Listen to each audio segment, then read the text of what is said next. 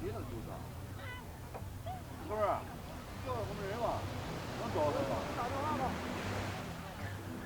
能不找他们？摄像的时候那个吧，解说。解说需要怎么着吧？我得往回挪了，我怕跑涨上来，把我设备给淹了。那得还真不知道是谁来了。你是找人帮忙搬是吧？不是，我这要不，这不是我的。这不是你的啊，我得把他东西拿回过去了，这是我的，这我的。Yeah. We do slowly. 林主任，咱挪到他们运排那儿去啊！我这广路太慢了，哎。那哥，哎。来不及了哥，现在涨潮了，我们正在挪设备呢。啊，等一会儿啊，都在这忙了，摇臂在这挪了啊，哎。Let's try grab the tables and set. Yep. Yep. We're gonna grab the underneath. Then grab the leg. 线。还有管呢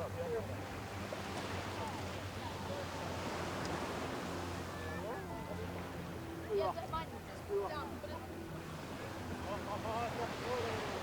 卸回来一块儿。这不行，线不对杆儿。有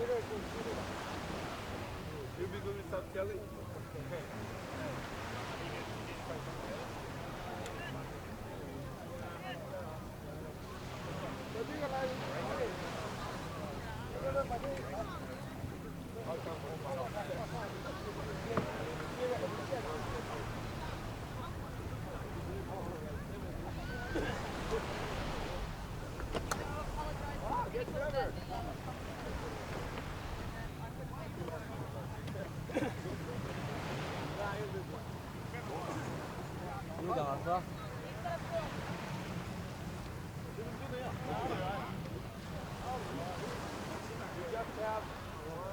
是没电了里边。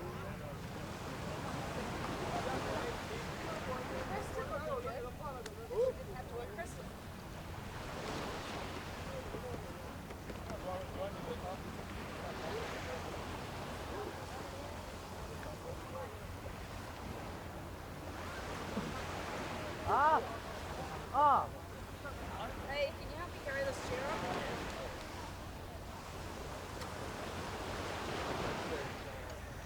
先别动气。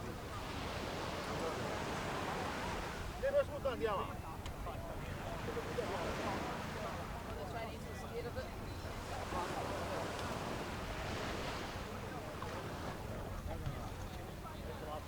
我这基本上都是通话没电了，通话没电了，我这边还要移一下，我潮水涨上来了，他们现在这个一块一要币了。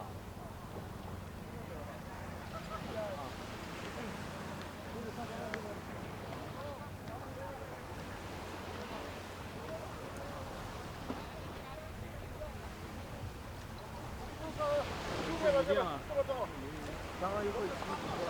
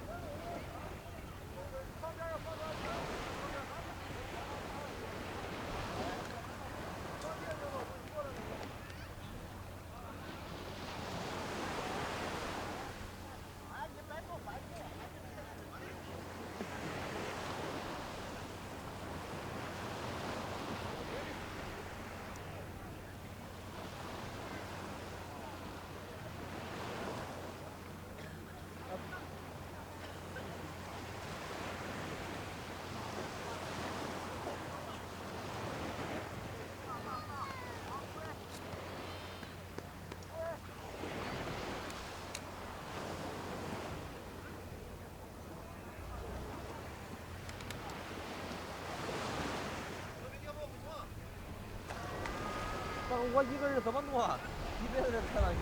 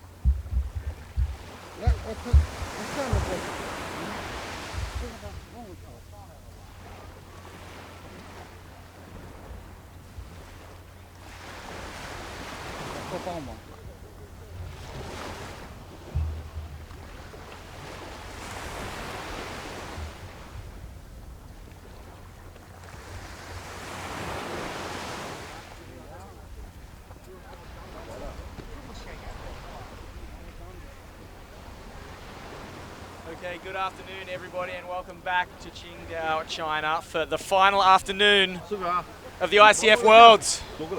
It seems like just yesterday that we arrived here in China for this historic event, but we've already had 3 massive days of competition. 16 plus gold medals have already been awarded, and we're going to award 8 more over the next hour, hour and a half, because we've got 8 absolutely massive races to come up. The beach race finals, the gold medal showdown, starting with the junior men and the junior women. Some of the most exciting racing we've seen all week has been from the juniors. The future generation, as my good friend Dave Kalama says, the future is now. We've seen that right here in Qingdao, because some of these whippersnappers would feel right at home in the open divisions, but they're going for gold, going for glory for their nations here in the junior divisions. We're going to start off in a few minutes' time with the junior women. See if Japan can add to their medal tally. They'll be hot favourites in the race. Following that, the junior men's beach race showdown, a 2.5 kilometre virtual sprint. It's a short, sharp technical course here, so the beach race is going to see some fireworks. We're going to see if anyone can match those Japanese lads. They're over there doing their race briefing now, the junior men, the junior women. Some very excited, very nervous young athletes over there. The under-18s, they've been putting on a great show this week. Not to be outdone though, the Opens put on an absolute scorcher in those semi-finals for the Open men. We saw some big names, some very fast athletes get knocked in the semis. So the 24-man Open final, which is going to be the final event of the ICF Worlds. That's come up at 4 p.m. local time in approximately 2 hours. If you're setting your watches, there's going to be some fireworks in that one. That's I'm not even going to bother trying to do some bold predictions, folks. That's going to be tough to call. I've also lost my co-commentator, Kelly Margetts. He's going to have some silkworms for lunch and get on the plane out of here. But we're going to try and call the action all the way through to this evening. We're going to wrap up this historic ICF event. It's been fantastic so far, and stoked to have you tuning in all around the world, wherever you're watching, on Planet Canoe, on YouTube, on Facebook, our media partners. Total SUPs tuning in. The Asia SUP Tours relaying the broadcast. SUP Race, of course, bringing you all the action. And Planet Canoe front and center every day here. Big thanks to the crew for putting this on. And big thanks to you for tuning in and watching and leaving all your comments. It's been good fun here. I can't believe it's almost over. Let's keep going. Let's do another day. But no, we've really saved the best for last, folks. I wait for those Open men and the Open women's finals. Scheduled to come up at 3:30 p.m. local time for the Open women. 4 p.m. local time for the Open men. As you see us on screen here. I have been. Oh, there's the camera. Number 5, point and wave. All right. So yeah, I've lost my my co-commentator, Kelly Margetts. I'm joined by Ross Solly from the ICF. Going to bring us some guest insights, maybe some guest interviews when those pros cross the finish line, which is, the finish line is pretty close to us. Our finish line is just over here. I'm literally about 15 meters away from the finish by the looks of it. So if you were watching earlier this morning, folks, it was dead low tide at about 10 a.m. The men and women had a full beach sprint up the sand, up the dry sand to the line, and a few of those big boys from the canoe world were they were hulking some upper body mass up the sand there, but they don't have to worry now because it's about a 5-meter beach sprint to the finish. It's going to be a pure paddle race today and a pure technical paddle race because we've got 5 or 6 buoy turns out there, a lot of them very sharp, and you saw if you were watching some of those semis in the qualifying heats that there's some decisive moments at the buoy turns. If you can whip around on the inside, you can gain a couple of board lengths. So this is going to come down to strategy, to tactics, and to skill on your feet and on the tail of your board. And we're going to see, as we see a nice backdrop, you're looking back towards the Olympic venue, those flags and that lighthouse in the far distance. That's where we've been camped out the past 2 days for the distance race and the sprints. We've moved down to the south end of Qingdao, the lovely swimming beach here. It's a pretty surreal setup. We're surrounded by 50-story buildings, but this beautiful lush beach with a nice green park behind us. It's this little oasis. It's a pretty rad city, I've got to say, Qingdao. They've been great hosts to us so far, and we're going to be starting the action in about 5 minutes' time with the junior women. Whoa, who's going to take it? It's going to be exciting. We saw Hannah Krah from Germany hold off the Chinese girls yesterday in the 200-meter sprints, and before that, Miu Kagai and Brianna Orams from New Zealand had a photo finish in the 12K distance race back on Friday. Feels like a month ago, Ross, but that was only 48 hours. This event has flown by, and we're getting ready for the business end. See who's going to top the medal table. Spoiler alert, it's probably going to be Team Japan. It's already got about 5 gold medals and a few more minor medals, and I'd say they're the hot favourites in the junior men's. We'll see if any of the Chinese lads or if young Jack Seymour from Canada can take it to Rai Taguchi and Kei Komatsuyama. They've been so impressive the last 2 days. They're big kids. They're only 16 and 17 years of age, respectively, Rai and Kei, but they're already half a foot taller than me, that's for sure. And definitely a hell of a lot faster than you and than myself and probably you guys watching back home. It's impressive to see the future on display here at the ICF Worlds. And another cool feature of this event is the Masters divisions. Always very competitive, always a lot of bragging rights, a lot of country pride on the line in the Masters division. So they'll be coming up. We've got the junior men and the junior women. Then we'll have the Masters races, and then we'll have the showcase, really, the headline events, the Open men and women. Around 3:30 p.m. local time, that's going to start just under an hour and a half from here. As we see, we've got 16 different camera angles here. Look at that. Bringing it all to you here, folks. Big shout out to producer Jin and all the crew making this possible. I got the easiest job of the week. Just sit here and talk about what I'm looking at. This is my dream position. I'm literally meters from the water's edge here. Sand between my toes. Nowhere you'd rather be right now than in Qingdao. Been pretty impressed with this city. This place is very interesting. But big shout out to my co-commentator Callie Margetts. If you're wondering why it's just me, he's actually had to book an early flight and he's on his way to the airport now. He's going to be going churning through his data, watching the live stream, so we'll get a few special comments over the messages from Callie that I'll relay for you. But for those of you that are watching, tuning in from around the world, if you're on Facebook Live, leave some comments for us. Let us know where you're watching from and who you're cheering for, who your picks are, because we're getting pretty close to the start of the junior races. We're just going to try and confirm if the junior men or the junior women are starting first. Scheduled for the junior women to go off first, but some of the junior boys look like they're getting ready over there.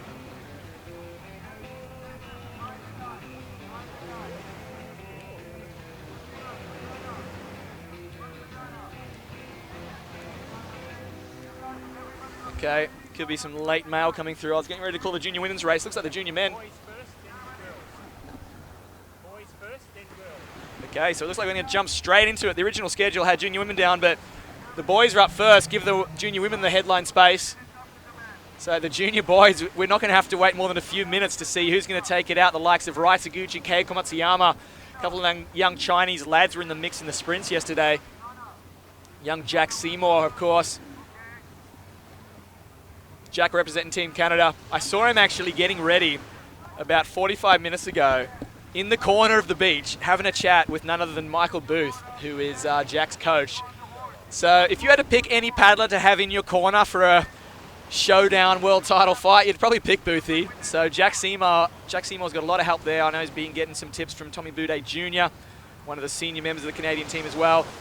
But don't count out my boy there, Vid Oosterbank, out of Slovenia. Maui Sak out of Germany is a chance at a medal here, but some of these Chinese lads are super fast.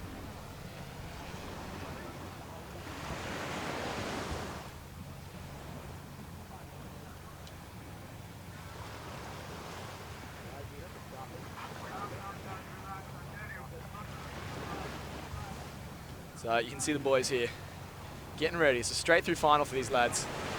It's about 13 or 14, very excited, probably quite nervous boys getting ready here.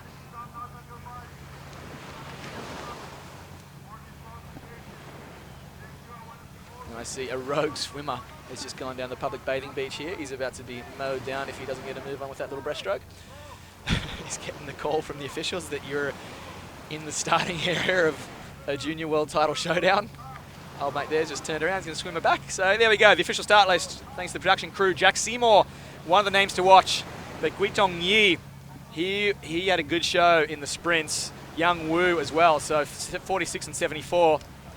Maui Sak, but Kei Komatsuyama and Rai Taguchi, they've got to be the gold medal favourites, 134, 136. And then Vid Oosterbank, bit of a dark horse pick for the podium. But yeah, Wang Yu, and I think he's probably our pick. That was Mr. Gameface, Wang Yu. We'll see how he goes, but we'll scroll through that start list again after they start, so you can follow from home the numbers when you're watching up close. I'm going to be doing my best to be calling all the action here. It's exciting to see a few new faces on the international SUP racing scene here at the ICF Worlds. We're familiar with Kay and Rai. I've paddled with Jack Seymour a couple of times, but all these other young guns, we've just met them this week, and we've been extremely impressed. So here they are, under starters orders. Oh, they're straight off. Look at it. Into it. Nice, clean start and straight into it. Jack Seymour got the best of it with Kei Komatsuyama next to him. Rai Taguchi on the outside. The three favourites, Vid Oosterbank on the right. But it's Kei hammering. He's been inspired by Connor Baxter, his starboard teammate, and he wants that golden boy money shot. Jack Seymour's going to try and jump on his tail right now. And as we said, the three medal favourites straight away into the virtual podium position. But Rai and Kei have got the virtual 1 and 2. Jack is scratching, he's sprinting as hard as he can to hang on to Kei's tail, but Kei is setting a massive pace. Jack is scratching there. It looks like he's just got the draft of Kei, and there's Mr. Gameface coming into view now. Vid on the outside, but the top three favourites, whew, that was a blitzing start. I think they've been paying attention in the Open Men's semi-finals. They were fired up, those boys, and they've gone off like rockets. Vid, Wang Yu, Maui Sak from Germany on that unmistakable NSP board. He's got a little bit of work to do. Looks like Wang from China's trying to close the gap there, get on Jack's tail, make this a 4-horse race. But I tell you, if these boys don't close the gap before the Golden Boy, it's going to be a 3-horse race, because the past, in that distance race, those boys were in a league of their own. Alrighty, so it looks like we're actually running the junior boys and the junior girls together, so we're going to try and switch back to the beach cam. Bit of a late change to the schedule here. So the junior girls are in the water. All right, this is going to be very interesting. We've got two races going side by side. They've upped it to 5 kilometres and they've upped it to everyone on the water at the same time. Alrighty, folks, it's all going to be happening here. So we've got young Hannah Kraft from Germany. The sprint gold medalist has gone off like a rocket. We know she's very fast over 200 metres. We can see if she can hold it together for 5Ks here. But Miu Kagai from Japan and Brianna Orams from New Zealand, and two of the young Chinese women, Haoting Zhu in particular, she's been very good. That's number 21 there, Haoting, as Hannah leads the field out. So all right, a bit of a split screen. We're going to try and get that going here, because the junior men, the junior women, they're all out there together. They're not making my job easy here. I tell you, we're going to have to call 2 races at once. Without my buddy Kelly Margetts in the commentary booth, but we're going to bring it to you. We've got this ace production team bringing you all the drone angles as the boys lead it out. That's Rai Taguchi to the first boy. So Rai will go around in first. He'll have Kei on his tail. That's Jack Seymour. And I believe that's Mr. Gameface Wang Yu representing Team China. He's on the tail there. Boy, Wang just gets a little caught. You see that? Just if you're not super clean around that buoy turn, even in this junior division, they leave you behind so quick. And Jack's bolted a couple of board lengths ahead of Wang there. But right now, Rye just looking so calm. You can see, folks, that texture on the water has really picked up since the heats this morning. It's not exactly a downwinder, but there's plenty of opportunity. You can see Rye. He's just picked up a phantom bump and gapped Kay and Jack by 2 or 3 boards straight away. So he's basically running with the wind right now, and there are some phantom swells running through. It's small, it's slight, but these guys, these young men, they're boys, but they're basically fully grown men. You look at their stature, they can pick anything up. So Rye's leading the field up. Kay and Jack are scratching. Jack for now playing it smart, just hopping on Kay's tail, letting the that young, strong Japanese lad, Kei Komatsuyama, do a little bit more of the work. So Jack on Kay's tail, but Rye, God, he's trying to shut the door with it already. We've already got, we're only into the early stages of this race, and we're just going to confirm if they up this to 5 kilometers. All right, the graphic has changed in the corner there. It was originally advertised as 5, throwing me off, but it is sticking with the original schedule of 2.5 kilometers, which means it's even more pivotal. Every single boy turn counts here, because there's only 2 laps out here, folks. This whole race is going to be run and done in under 20 minutes. And right now, Rye is trying to shut the door already on the medals. He's attacked early, but back in the women's race, Brianna Orams, Hannah Kra, and Miu Kagai, we picked them as 3 of the favourites. So it looks like Brianna has gotten the best of it for the Golden Boy turn. Hannah Kra from Germany and the Japanese last there. Saw Hao Ting-Zhu, the Chinese paddler, one of the ones to watch for a medal. She's back in 5th. But it's New Zealand, Germany, and Japan in the women's. It's Japan, and Canada in the men's. I tell you, folks, if you want to get some inspiration, if you want to get fired up, just watch these kids paddle. They leave nothing out there. Here we go. Rai Taguchi, textbook turn, so smooth. And we got his teammate here, Kei Komatsuyama, doesn't want to let Rai walk home with the goal today. They're good mates, but they're also very competitive. And Jack doing a great job sticking right on Kay's tail. Oh, a little gingerly around that buoy, but he held it. As we said, coached by Michael Booth, Jack Seymour, and I saw them earlier getting ready. Boothie was just whispering a few words in his ear, just pointing to some of the buoy turns, giving him some tactics. So that's pretty cool to see. Someone like Michael Booth teaching the next generation how it's done. But here back in the women's, the junior women's race, that's Brianna Orams from New Zealand, Hannah Kra from Germany, and Miu Kagai from Japan, 1, 2, 3 across. We can see battling behind that Krista from Czech Republic, a few of the Chinese girls. I see Hao Ting-Zhu. She picked up a medal yesterday in the sprints. She'll look for another one today, but she's got her work cut out because New Zealand, Germany, and Japan have got the virtual medals right now in the junior women's. We go back to the junior boys, or sorry, the junior men. They're basically fully grown men. They're a foot taller than me, all of them. And Rai Taguchi right now, he's actually the shortest of those 3 lads, just 16 years of age. Kay is 17, I believe. Jack is also 17. And there's some power out there as the women get caught up. Oh, no. One of the back marker men is getting in the mix, mate. Get out of there. So Hannah Kra's gone down. Hannah Kra's gone down, one of the medal favourites from Germany. A little bit of drama there in the women's. We'll get back to that in a second, though, because Rai Taguchi's starting to run away with this. And if the boys behind him aren't careful, it's going to shut the door. It's only 2 laps. And I can see him coming back towards me here. You can see a nice shot on screen of Rai Taguchi right there, Team Japan. And watch this silky smooth turn. If he can get this on the backhand, he's going to get a nice charge into the beach.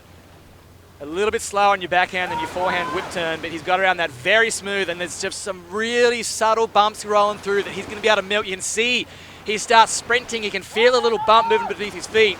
Gets a little bit of a push. The board just lifts up at the tail at just a couple of degrees, and you can feel yourself surging on that phantom bump.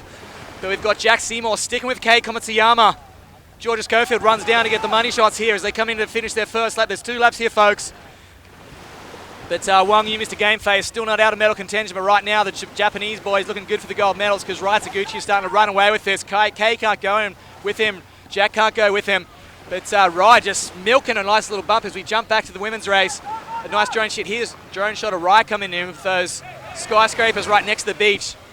This is a great shot from the crew here. Rai's going to jump off his board, go around this buoy turn here, and start charging back out.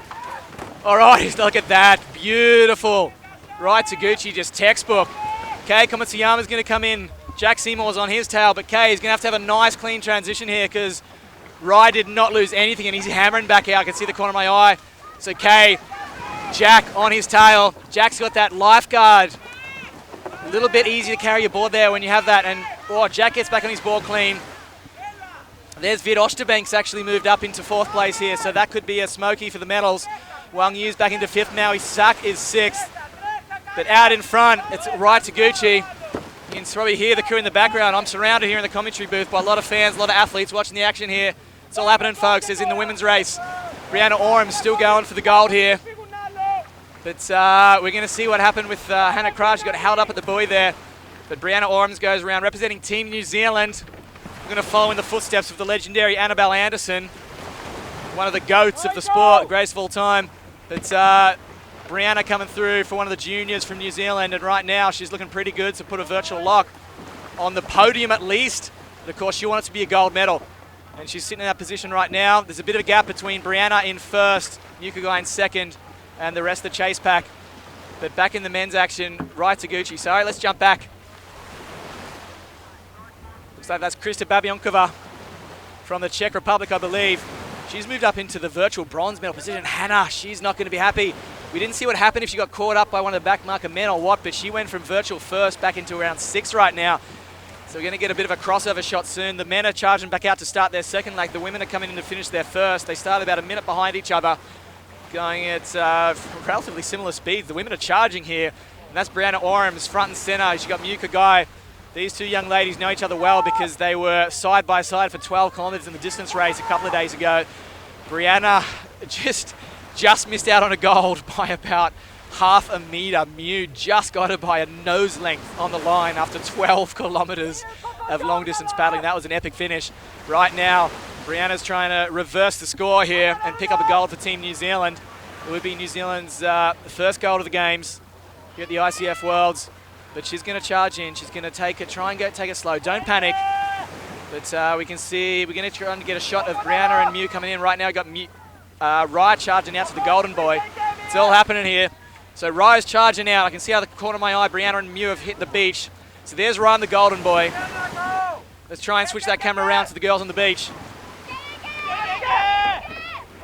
That's Rai up front. We want to get the women front and center in this race here because they're having a great battle right now. So it's Muka Guy, I'll call out of the corner of my eye, and Brianna Orams.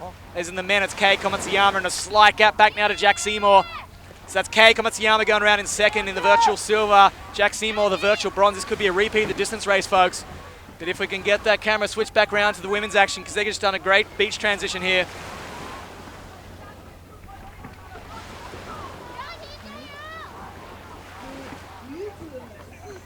So Rai's heading back out to the far can. He's getting a little bit of wind assistance behind him. Mini downwind bumps there. Someone like Rai grows up on the island of Okinawa in Japan. It's surrounded by the Pacific Ocean. He's got no chance to be a good ocean paddler.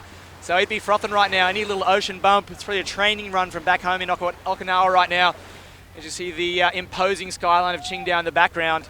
Beautiful backdrop for these the junior title showdown here on the final afternoon of the 2019 ICF Worlds. Live from China, folks. Let us know where you're watching from around the world. I don't have time to look at the comments because I can't take my eyes off the action. But right now it's Rai Taguchi. We're going to try and jump back to the women's action in a minute. So Rai is well into his 2nd lap. It's only 2 laps here, folks. We're going to try and do a wide pan shot and pick up the whole field here. I can actually see it from here. It's still Brianna Orams and Muka Guy side by side. That's Rai.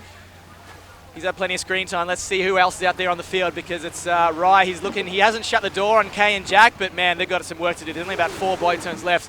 This is a short, sharp race. He's probably going to finish in about 17 minutes. So maybe 5 more minutes of paddling, and one of these lads is going to be a new world champion here at the ICF Worlds with a gold medal around their neck and a free ticket to the Sky Bar this evening. See what the entry limit is there for the ages, but right now it's Rai Taguchi, and we can see some of the women charging out. We're going to try and get them on screen for you. It's Rai, Kay, and Jack, 1, 2, 3. It's a mirror image of the distance race a couple of days ago. Vid Oosterbank is trying to get the Slovenians into the medal mix.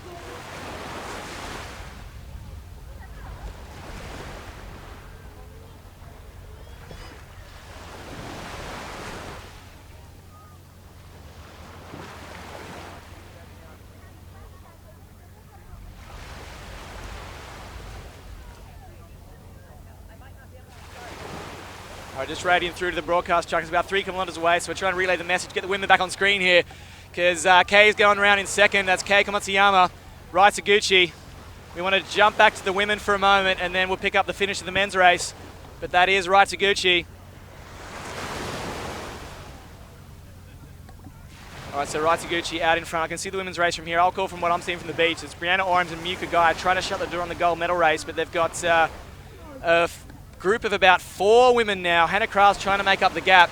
Here we go. We're back out with the women's race on the golden buoy. This is the golden buoy of the second of 2 laps. Oh, Mew just gets caught there. Brianna's going to get a chance here to try and run away with it. Mew whips the tail around. That's Brianna Orams on the right. Muka Gay, center of screen. They're 1 and 2, virtual gold and silver in the women's race. And then you've got the fight for the bronze medal, charging back out to the golden buoy. Let's try and hold this shot here. That looks like it's Krista Babionkova from the Czech Republic. I'm going to try and pick that up in the glare. Pretty sure that's Krista going through there in virtual bronze. We've seen Hannah Krah in the background, though. She's had to work back through. Let's get the women back on screen there, because Rye's starting to run away with that. But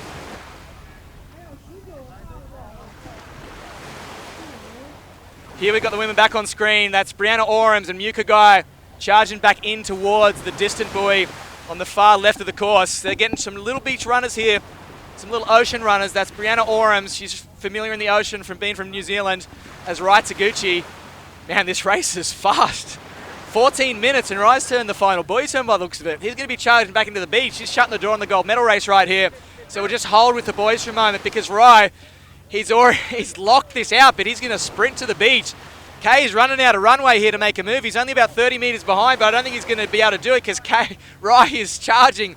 He's looking to milk any bumps he can. We can see Jack Seymour coming through in the background. He's in no man's land. He's probably going to settle for the bronze here, just like the distance, but Rai, front and center, Rai Taguchi from Team Japan. They're going to add their 6th gold medal of the ICF Worlds. They're charging into the beach here, these young boys, but it's going to be Rai Taguchi by about 50 metres. He's got a good 10 to 15 board lengths over his compatriot Kei Komatsuyama. No one's going to catch him from here. He's only got about 10 metres to go. You can see the beach coming into view now. So Rai jumps off. He's pumped. Look at that. The ICF Junior Beach Race World Champion, Rai Taguchi from Japan. Boy, there wasn't a moment to breathe in that race. Less than 15 minutes. As Kei Komatsuyama is going to come through, the imposing figure, the 17-year-old warrior from Japan. Kei Komatsuyama, he'll take the leg rope off there.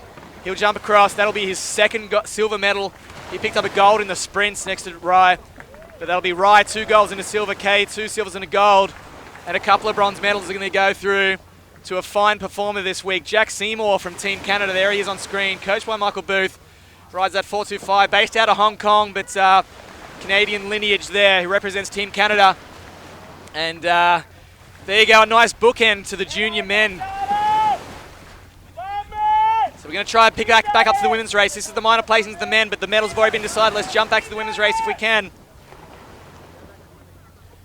The women's race is starting to get towards the business end as well. I'm just going to call what I can see from here. So we're back out at the far turn. We've got Brianna Orams by about 3, maybe 4 board lengths over Muka Guy. You can see them on screen right now. That's your 2 leaders in the women's race.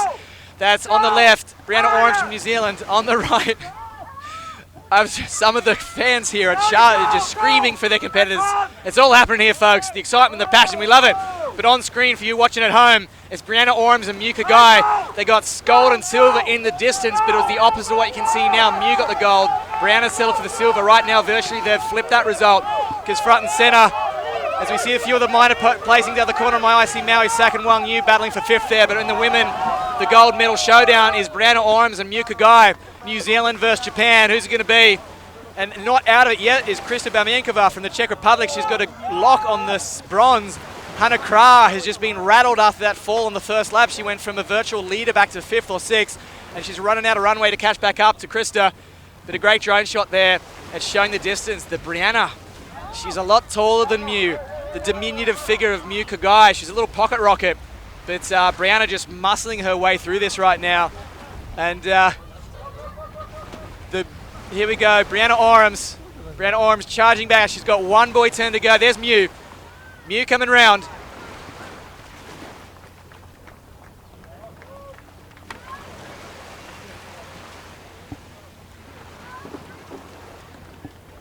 All right, we're just getting some words at the corner of our ears here that might have been one of the boys ran over without the paddle. This could be some drama. Well, I don't want to call it yet. We're going to have to wait and see what comes out of the watch there. But let's just focus on the women for now.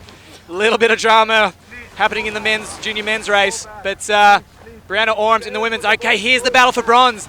That's Krista Babienkova. You can see Hannah Kra, the gold medalist in the women's. If anyone can sprint home the last 500 metres, it's the sprint gold medalist, Hannah Kra. She had a great start, got held up at the buoy, got rattled, lost her pace, lost her rhythm, and she's got about 50 metres to catch back up to Krista. But right now, you can see that's your race leader, and she's only about 200 metres from the finish here, folks. She looks over her shoulder, Brianna Orms. She's not going to start smiling and celebrating yet. She's got about 150 metres to go, but Mew, she's definitely running out of space to catch back up. Brianna just too strong right now. That tall young New Zealand lass. Brianna Orms is starboard 1 and 2, but it's New Zealand. The countries are what matter here at the ICF Worlds, and Brianna's going for gold for Team New Zealand. Mew, she's going to have to settle for silver for Team New Zealand. Brianna's already ripped off her waist leash. You can see a great shot of the drone.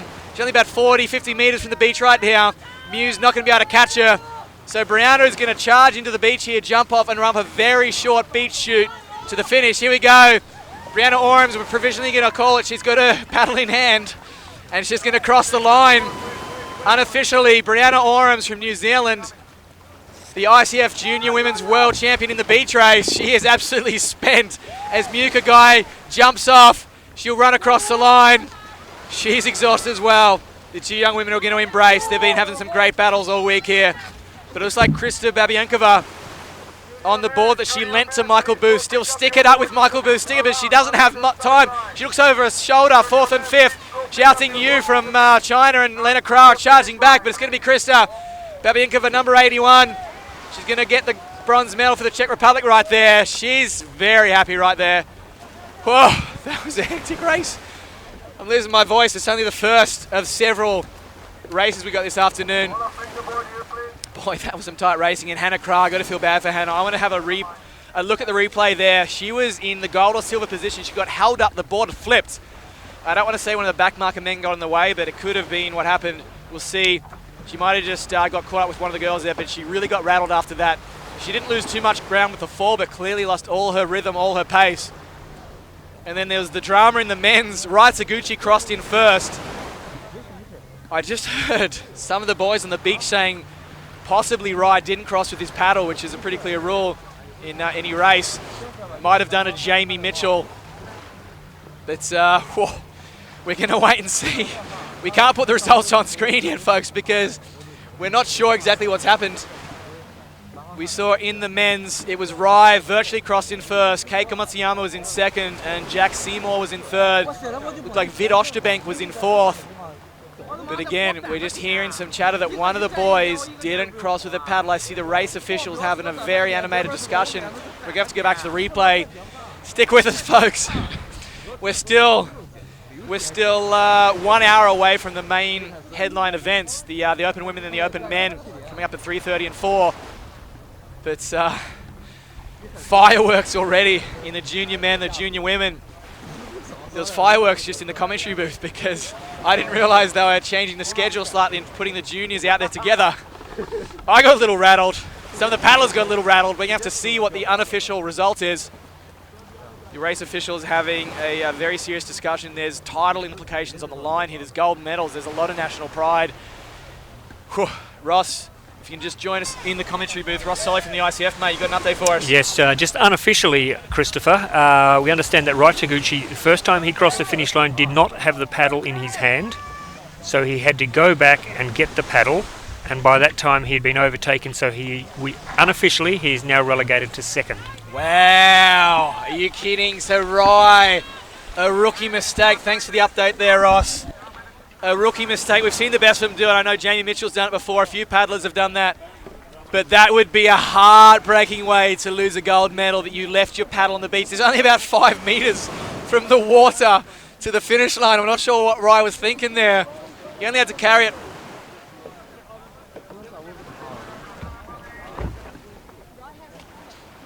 So we're going to go through.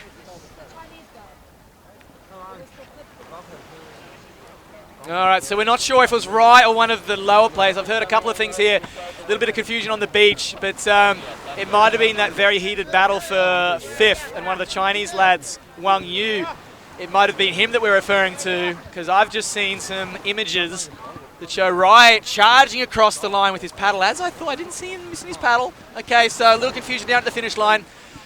We're not going to call it yet. It's going to be a Japanese gold medal. And we're pretty sure, I'm seeing some images of Rai focus crossing. I'm not going to call it. We'll let the race officials decide. But they may have been referring to the battle for 5th there. So we're going to get you the update, folks. Oh my God, that was just the junior race. What's going to happen in the opens? I'm losing it. Kelly Margetts, change your ticket, mate. Get back here in the commentary booth. I need some help here. I'm going to have lost my voice well before the open start. All right, we're going to have a quick update.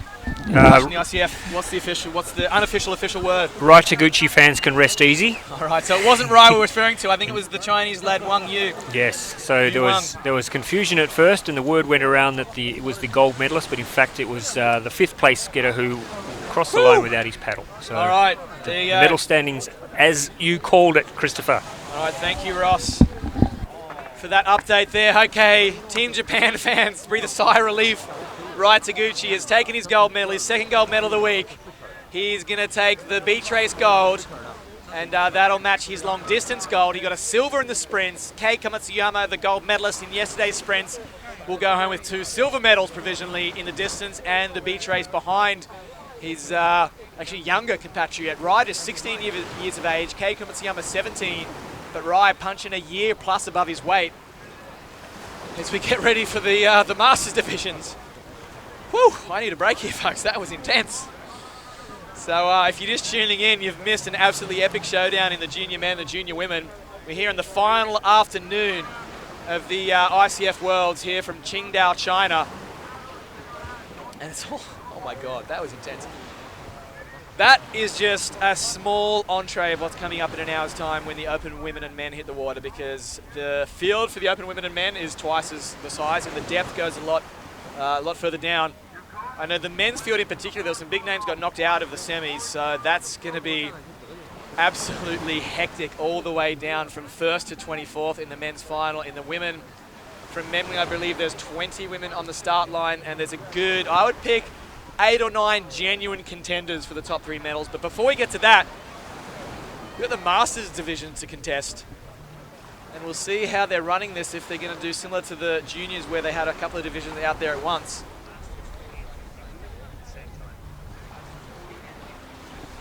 Alrighty, so I'm just getting the word through that we're going to run the 40 plus men and women. Sorry, the 40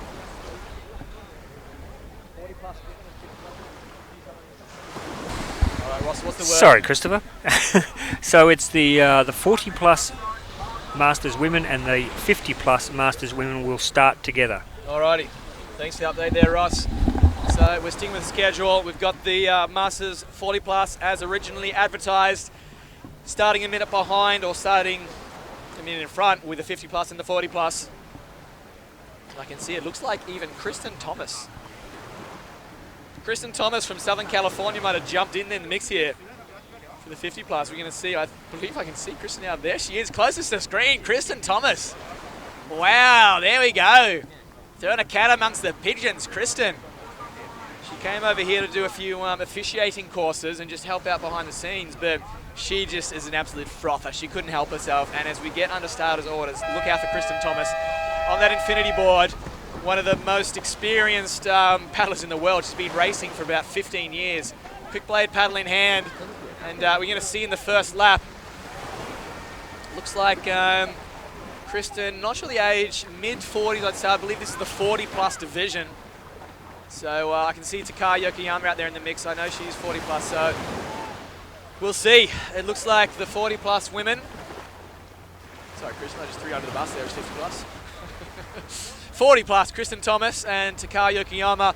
I'd say they're going to be the names to watch right now. Takaya already pulling up by a couple of boards. We've seen Takaya just sweep the gold medals in the Masters divisions. She hasn't really been tested the past 2 days. The distance race, she won it by about 5 minutes. The sprints, even though it was a 200-meter race, it wasn't far off that either. She won by about 50 meters. She's been in a league of her own, but well, Kristen Thomas throwing a hat in the ring. You can see out the back there a couple of windsurfers. They would have been dead still this morning, so that gives you a pretty good indication that the wind's picked right up. Make sure those windsurfers stay off the official course here. But if the windsurfers are in the mix, you know the wind is starting to blow around the corner of that headland. As they get out to the Golden Buoy is kind of exposed to the ocean elements.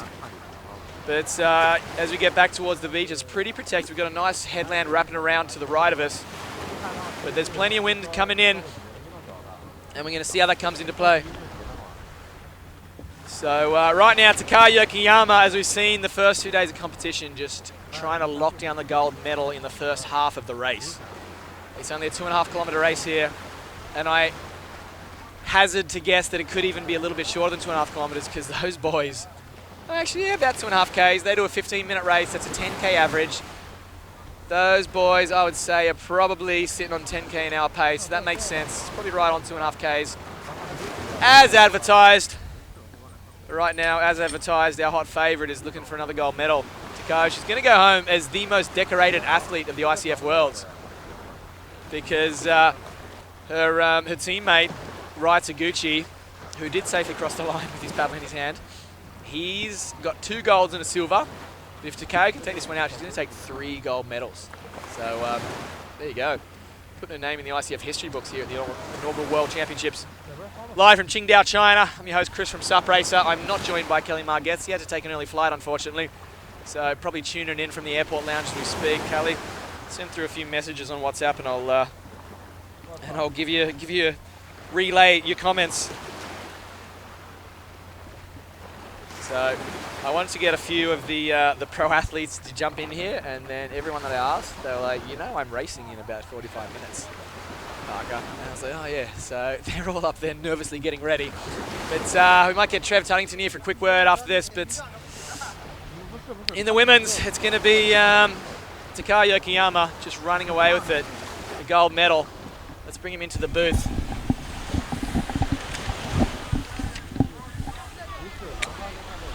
So, Trev, welcome to the commentary booth here, mate. Thank you, Chris. Good to be back, as always. God, that's that junior race. I don't know if you were taking photos or video of that, but that was pretty hectic. That was very close. Pretty intense, eh? I think you're probably pretty satisfied with your decision to unofficially retire from the sport at the age of 21, 22, because those 16-year-olds are bloody fast. They're scary fast, Chris, yeah.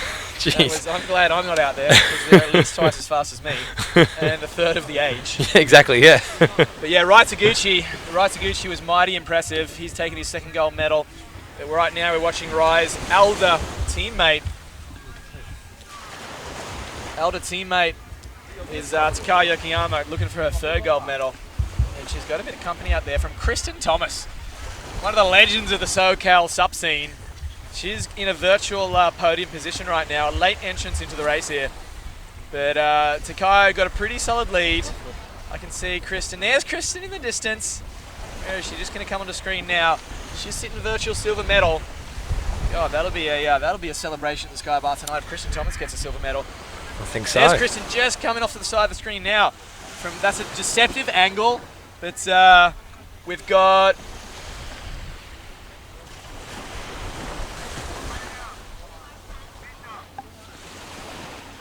So here we go. We got Takaya Yokoyama, a beautiful drone shot. They're up in the outer edges of space right there. That's a very high drone shot. The ants marching around one of those buoy turns. As you can hear the waves lapping onto the shore. My feet are about to get wet. It's coming up to dead high tide, and we're literally meters away from the ocean right here.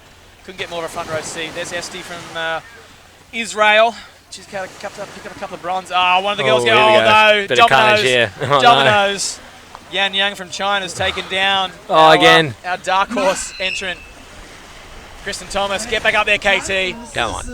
It's out front. It's all Takaya. And we're going to see if the Masters Women 50 Plus are out there. But right now, you're watching. If you're just tuning in, this is the Masters Women's race. They're going for the title here at the beach race, and in an absolute league of our own, Takaya Yokoyama. But we're getting ready. We're counting down to what is clearly the headline event, the Open Women's and the Open Men's beach race super sprint finale. They've upped it to 5Ks, so the men and women are going to have to be a little more strategic, Trev. You can't really sprint for 5 kilometres. No, not really. 5 kilometres, what's that? That's like a half-hour race right there. That's, judging by the times, they're going to be 30-minute races. Yeah. And that's what it says on the schedule, 30 minutes after the women's and the men's start. So they've penciled it in for 30-minute races. And I think you're feeling pretty glad now that you're not out there. 5Ks doesn't sound very long, but in this format, that is a fairly long race, and I think it's going to be very tactical. You know, like we're going to see guys trying to break away at the start for sure. I think first to the buoy, and then we're going to see the pack separate. I think so. It's going to be very interesting to see what people decide to do. I have a feeling there's going to be a few different draft trains and tactics going in, and you know, trying to get to the buoys first. But yeah, like. That's 5 laps, right? That's 4 laps. It's 4 laps? 4 laps. So that's a pretty long technical race, but it's going to be good to watch. Yeah, very exciting. There's a bit of texture out there on the ocean. There's some wind whipping around the headland. Some of the boys that are at home in the downwind bumps are going to be able to find some little phantom runners, I'm sure. They're going to love it. They're going to lap it up. Lincoln Jews will be frothing right now. I know a lot of the guys are very excited about this little bit of chop, aren't they? Yeah, anything to mix things up. You don't want just a pure flat water race, because then it just comes down to the buoy turns and the getaways from there. But with a bit of texture on the ocean, some of those canoe lads that come from the flat water background, they're probably a little nervous. They might struggle a little bit, yes. The horizon is starting to get lumpy. It's, yeah, they're going to have their work cut out for them, I tell you, because there's 24 guys in the final, and if you were one of the boys that scraped in, you're lining up against the world's best. I mean, there's probably, I look through the form guide, I reckon there's genuinely 6 guys for the gold and probably 12 or 13 for a medal. It's going to be so tight. I think it's going to just finish down to like a beach run. A beach run, a very short beach run. Very short beach run. I think there's going to be 6 guys right at the end there. Yeah, it's pretty crazy. It's high tide here. We've moved right back. Now, yeah, we keep moving this desk back. Our previous commentary position is literally underwater. Yeah, we'd be up to our necks right now. The previous start line is about 3 meters underwater. The tide surged in here. It's incredibly tidal here. Yeah. So Qingdao. I hope the tide doesn't come in too much more. We have those buildings right there by the shore. I mean, you know, global warming and everything. Surely they'll be gone in the next 3 years or something. Now, pretty imposing waterline here in Qingdao. Did you watch the light show last night where they light up about 50 buildings in? Incredible. It's just. They line it all up. I don't know who programmed that in. What was the celebration last night? It's just a nightly show. It's just a nightly show. Just welcome to Qingdao. I thought it was like Chinese New Year or something. No, that's just every night in Qingdao. Wow. They put on a big show for us here. Pretty incredible. Qingdao have been fantastic hosts of the inaugural ICF Worlds as Chikara Yokiyama for Japan put in a basic lock. We don't want to make it an anticlimax, folks, but I can tell you now, no one's going to catch her. No. She's a country mile ahead. She's actually, she was a long time Japan #1 until Yuka Sato, and now Rika Okawaki, young Yuka guy, kind of rubbing shoulders with her. But for 5 or 6 years, she was unmatched in Japan. She's competed a lot of international races. She's so experienced. And she's just in a league of her own in the 40-plus division. Definitely. Yeah, she's Trev, way out in front. What's your impressions? You've been here behind the scenes. You've been doing a bit of everything. You've been doing photos and videos. You actually competed yesterday. You've been at the Sky Bar. What's just give us your quick thoughts on the ICF, the inaugural ICF event. What do you reckon? Well, you know, it's always a pleasure coming back to China. We had the, you know, we've had a few competitions here before, and yeah, Euro Tour here a few weeks ago. Yeah, exactly. We had the Chengdu event a couple of weeks ago with the Euro Tour and the crew. So. It's about your 18th visit to China. I think so. I've been for a lot of visa runs lately, actually. But yeah, China, this venue has been superb, and I've been very impressed with this live stream setup. Actually, this is, you know, we constantly have 5 drones in the sky. It's pretty incredible that we haven't had a crash yet, actually, to be honest. But yeah, like Georgia and I have been doing a bit of everything. Like George is behind the camera. I've been getting a couple shots here and there, but there's so many good crew out here, and they've really put on a great event here. We've had these two amazing locations, one next to the Olympic flags like we saw the last couple of days, and then this beach, I mean, this is just perfect. This is a nice beach. I don't even in Australia, but even by Aussie standards, this is a solid beach. I feel like I'm back in Australia, except then you see the high rises and you think, you know, it's not quite Gold Coast. Imposing skyline right there. Exactly. Here's Kristen Thomas jumping back on that Infinity, QB paddle in hand. She's got a little bit of work to do though, because Esti from Israel, she's got a couple of bronze medals. She wants to make that a silver. She's chasing down Takeo. And the battle for the minor placings is pretty tight, but Kristen Thomas got a virtual lock. She'll be celebrating the Sky Bar tonight if she can be on the podium. I believe so. See that American flag, the Stars and Stripes, fly over the medal ceremony later today. Fantastic. But if you're just tuning in, this is the final day of the 2019 ICF Worlds, live from Qingdao, China. We've had some epic performances in the junior men and women's race about 20 minutes ago. Raya Taguchi picked up his 2nd gold medal, his 3rd overall medal of the last 72 hours.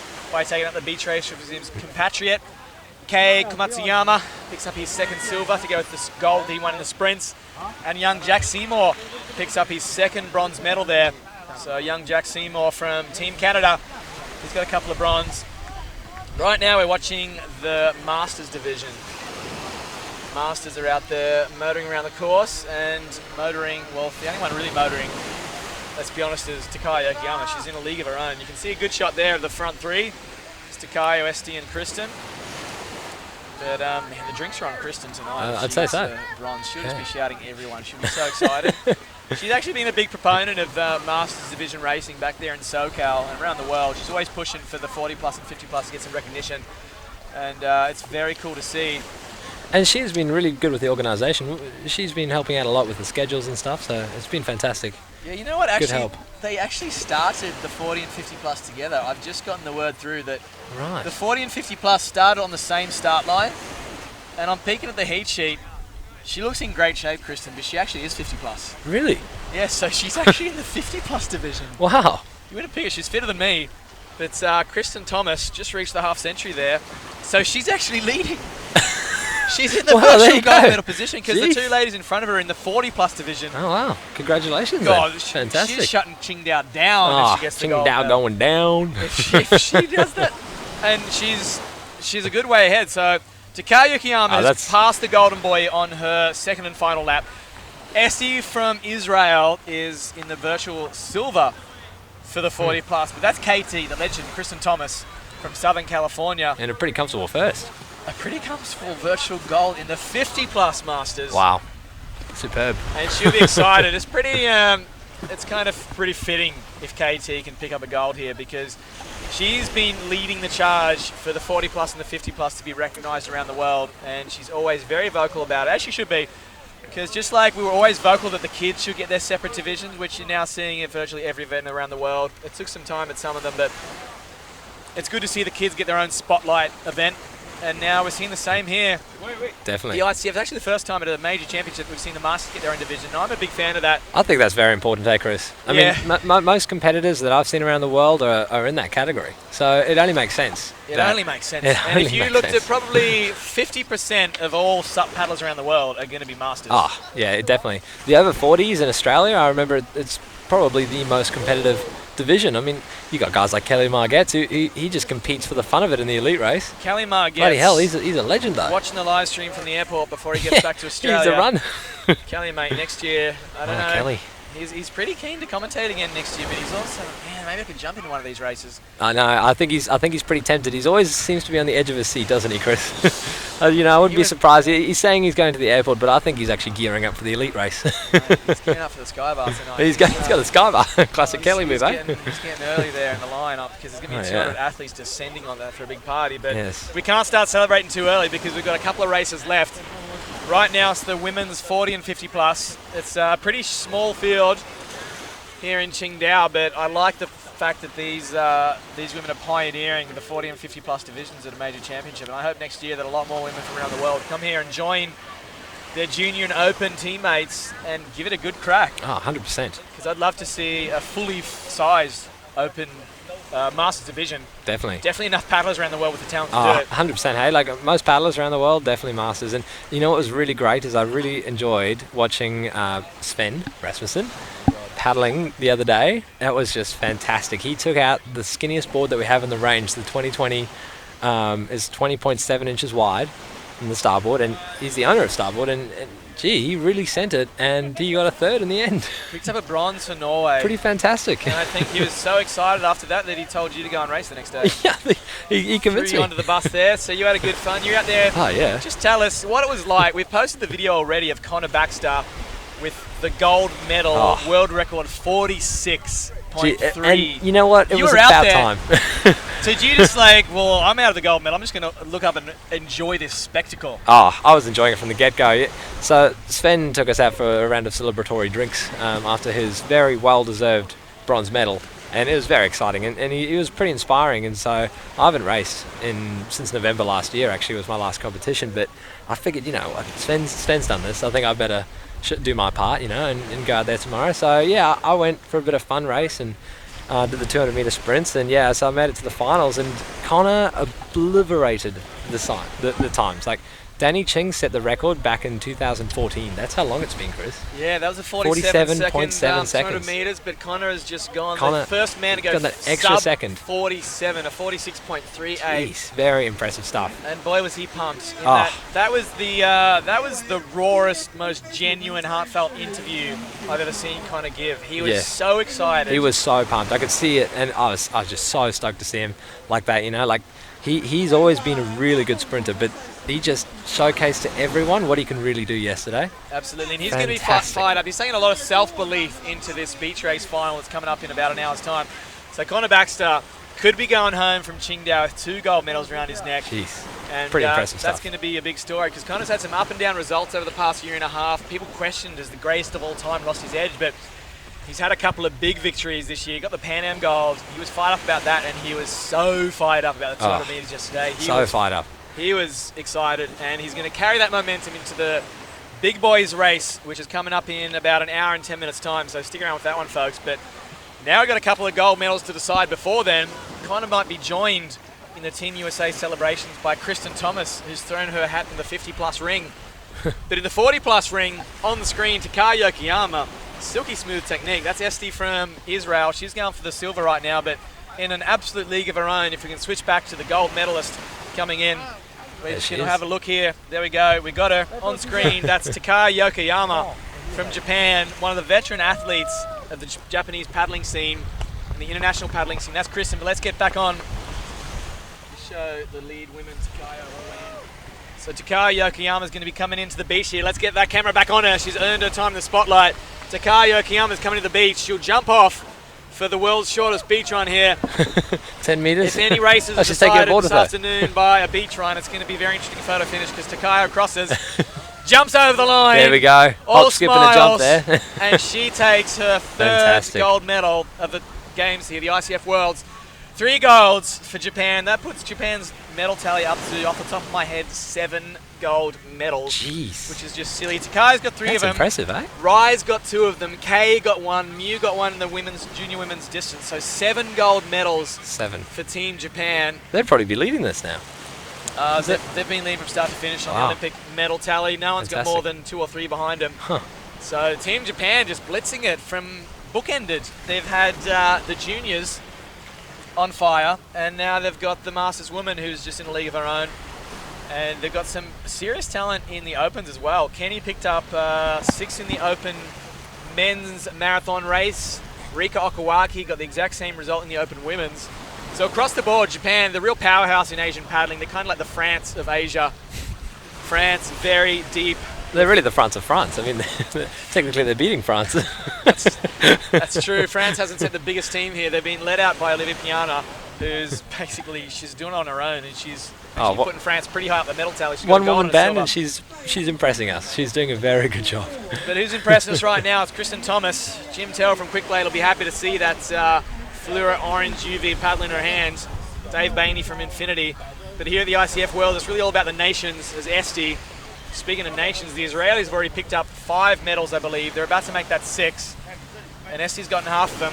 Probably the most excited competitor you'll ever see on the medal dais. She's got the smile she from Georgia. She starts celebrating half an hour before she gets called up onto the podium. It's exciting to see. Oh, she celebrates on the run out. She's got some buzz about her. There we go, here we go. She'll be celebrating from now until the medal ceremony, I guarantee it. Is that not the biggest smile you've ever seen in a competitor? Yeah, she's excited. She's going to start dancing down there at the finish line, but we'll jump back out because Kristen Thomas, KT, is... We're going to get wet here soon, Chris, I think. There's a lot of electronics floating around here. Interesting. Yeah, very interesting. But back in the water, Kristen Thomas, KT from Southern California. And she is stoked with her win. Are you kidding me? She's just taken out the title for the women's 50 plus. 50 plus, probably the most competitive women's field in the world. She's, technically speaking. Kristen, probably been paddling longer than just about anybody. I'd say she was one of the very first women paddler in Southern California about 15 years ago. So there you go, a very interesting story. One of the original SoCal crew, now in the 50 plus division and now an ICF champion, ICF gold medalist, ICF world champion, Kristen Thomas.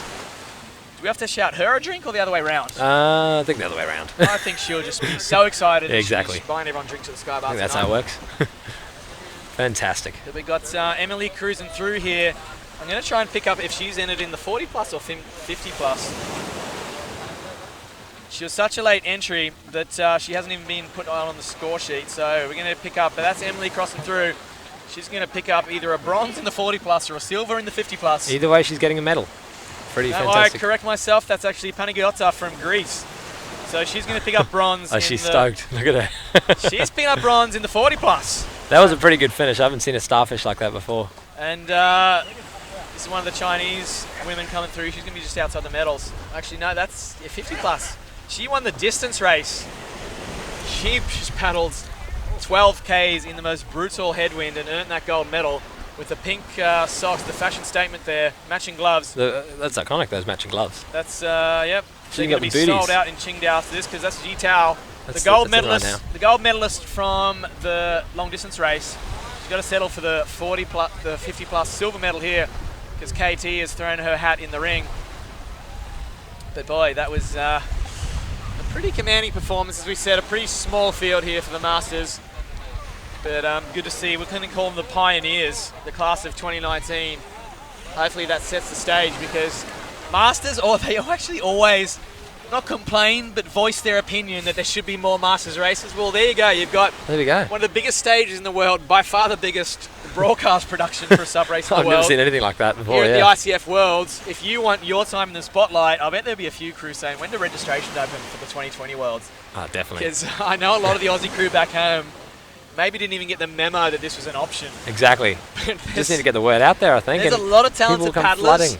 Yeah. And there's a lot of guys in the Opens, still racing in the Open division, that are now 40 plus. Definitely. Larry Kane's 50 plus, Jimmy Terrell, Dave Kassane, the boys from back home, they're going to be throwing their hat in the ring, I'm sure. These are all the original legends, and they're all in that Masters kind of category. Yep, so it's going to be very interesting to see in the next couple of years. I hope this Masters division grows, because this could be like the same as the junior, just a real showcase. Some top talent out there, but that's one of our Chinese competitors, Yuji Jiang. She's going to cross through. I'm going to call it now bronze medal in the 50 plus. So China's going to go 2-3 in the 50 plus and add to their record medal tally. The host nations actually had the most medals of the event. From the top of my head, that's going to be around about 14 or 15 medals for China. Wow. I only picked up a couple of gold. As we see, the official results have dropped from the juniors, which was bloody exciting, Trev. That was a fantastic race. Brianna Orange, you've got to be stoked with her. Gold, music yeah, what a legendary performance there. Brianna was leading there by a good 11 seconds. That's a good few board lengths there. And it's her first win. Really excited for her. Krista Babienkova, she overpowered Haoting Zhu, who was one of the medal contenders, and Hannah Kra, a bit of a heartbreak. We didn't see exactly what happened, but she got caught up at a buoy turn and lost a chance at the medals. But Rai Taguchi, too strong. He officially gets the gold. Of course, the Japanese competitors. 1 and 2. 1 and 2. Look at that. That's been every race. They've flipped it around a bit. Kay got the gold in the sprints just ahead of Rai, but Rai got the gold ahead of Kay in the distance. So he goes home with a couple of gold medals. But Jack Seymour, a couple of bronze. And a few of these boys are going to get some fantastic experience out of this. And especially some of the Chinese lads. There was some really strong Chinese boys. I tell you, in about 2 or 3 years, China's going to be rubbing shoulders for the gold in most of the divisions, I'd say. Oh, yeah. They got some serious talent. They do, and competitors you've never heard of before as well. Like, it's pretty impressive to see. You know, a lot of the times when you come to a host nation, they don't really have a lot of competitors unless you've heard of them. Like in Denmark, we had Casper, obviously. But yeah, I've been impressed with the level here in China. Horses. Definitely, It's like a small army of dark horses. Oh yeah. And we've learned a few of them. There's actually a few coming up in the that snuck into the men's final.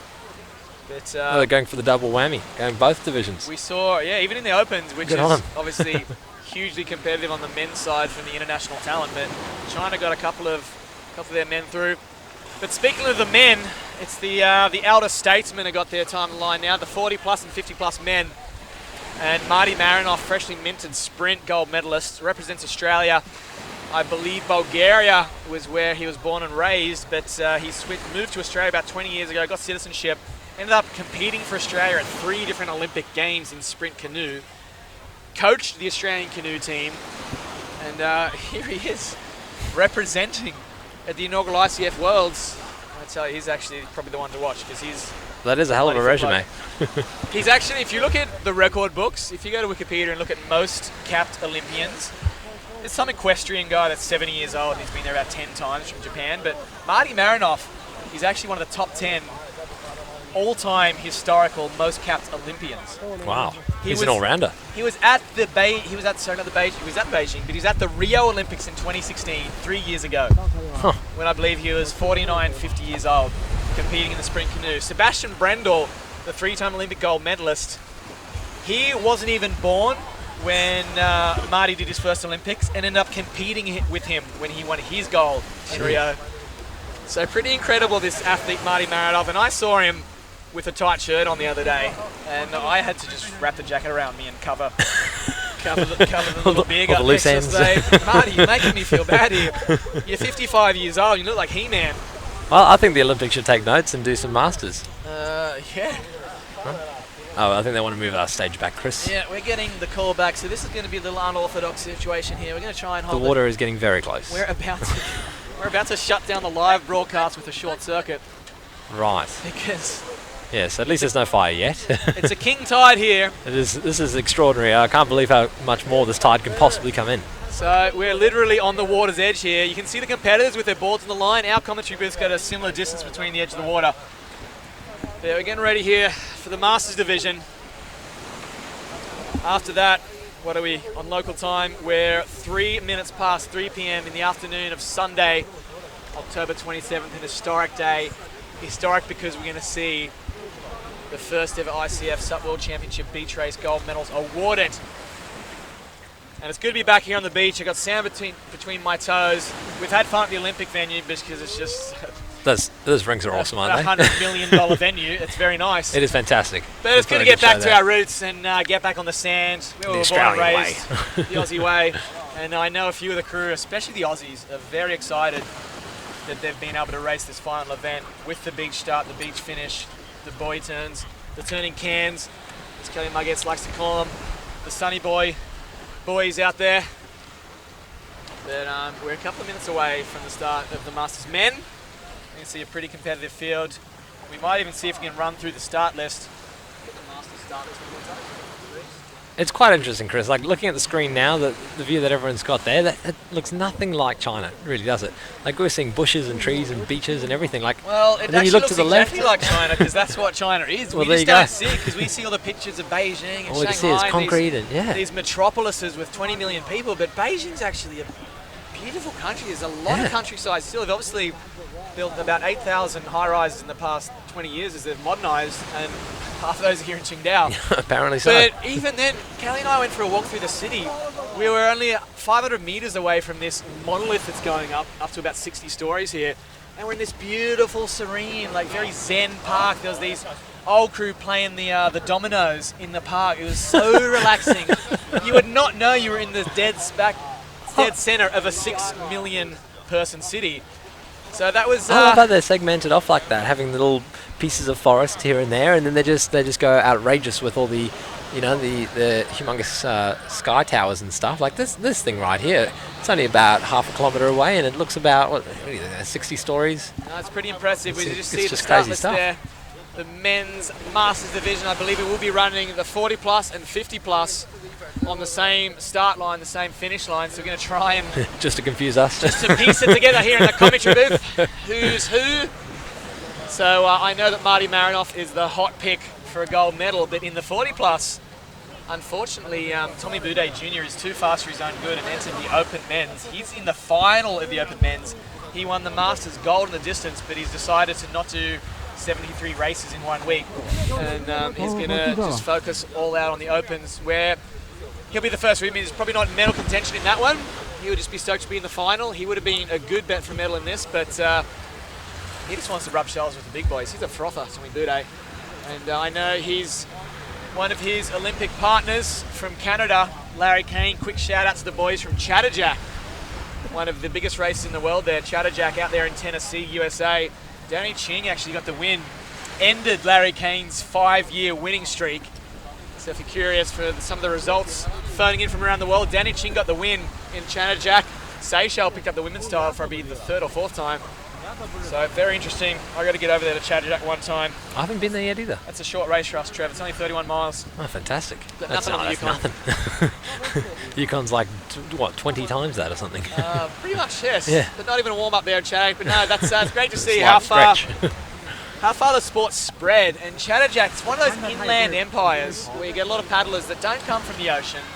They paddle on the lakes and the rivers in middle America or the middle of Europe, and they've got these fantastic events. That's what I'm kind of excited about with the canoe world getting so involved in the SUP world, this crossover. As we get close to the start, is all these crossover athletes that come in and the potential for the sport, but Definitely. we're going to hold that tight because we're getting close to the start here of They are rearing to go, these 40s and 50s. the bragging rights. Bragging rights to 40, the Masters 50 plus. men's. Fantastic. Here we go. They're getting very close to the start now. As you see our Israeli friend Zazik on the centre screen. So we're under starters orders here. Boys, just a little bit nervous there. It's a very structured start sequence here. Put your board down, pick it up, put it down again, pick it up again, and then launch off when And the then you get horn yelled at, goes. put it down. But they've actually got a set line in the sand running straight across and their front foot can't go past, so it's pretty solid, and you can see the high tide lapping up to their feet. So the Aussie boys were actually a little bit disappointed that the finals went at low tide because they had some great fast beach starts there, got them out into the front for the Golden Boy money shot. But now they've basically lost a lot of their advantage because you only have to walk 2 or 3 metres. All right, that was a late, False start. late jump there. Some of the boys can get the memo. boys, bring it back.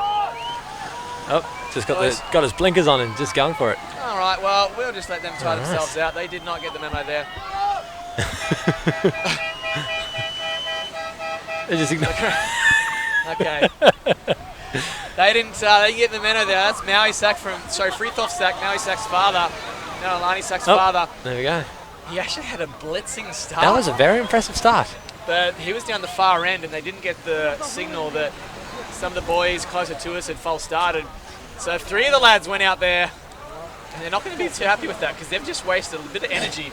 But you know what, if you can, practice makes perfect. If you can do that exactly the same as he just did it, I think you could have a good chance of winning this race, I think, Chris.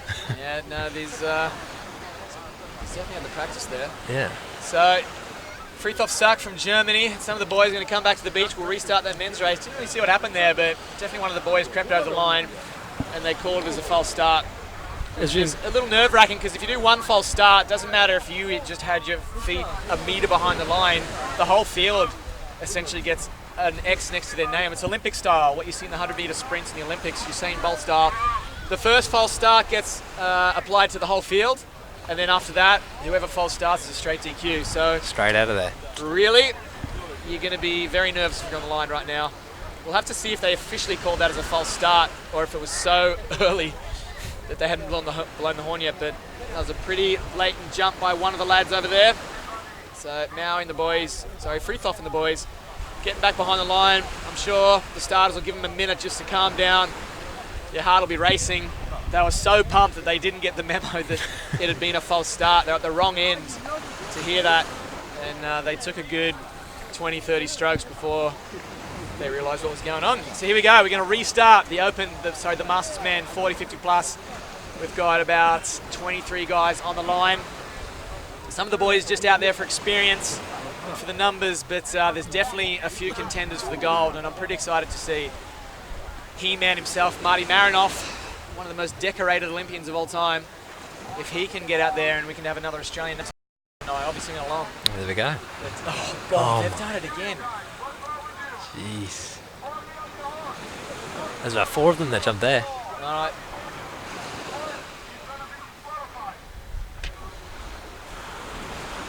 We're going to see. Oh, now it's a clean start. Oh my God, that was. There we go. These boys are nervous. That was. They're really on edge, eh? Yeah. So that was intense. That and is very intense. Now it's a clean start. And that looks like one of our boys from Israel up there going off like a rocket. We're going to try and pick out who's in the lead on the far side there. It could be Americo. I think it is from Brazil. Americo Pinheiro on the Mistral.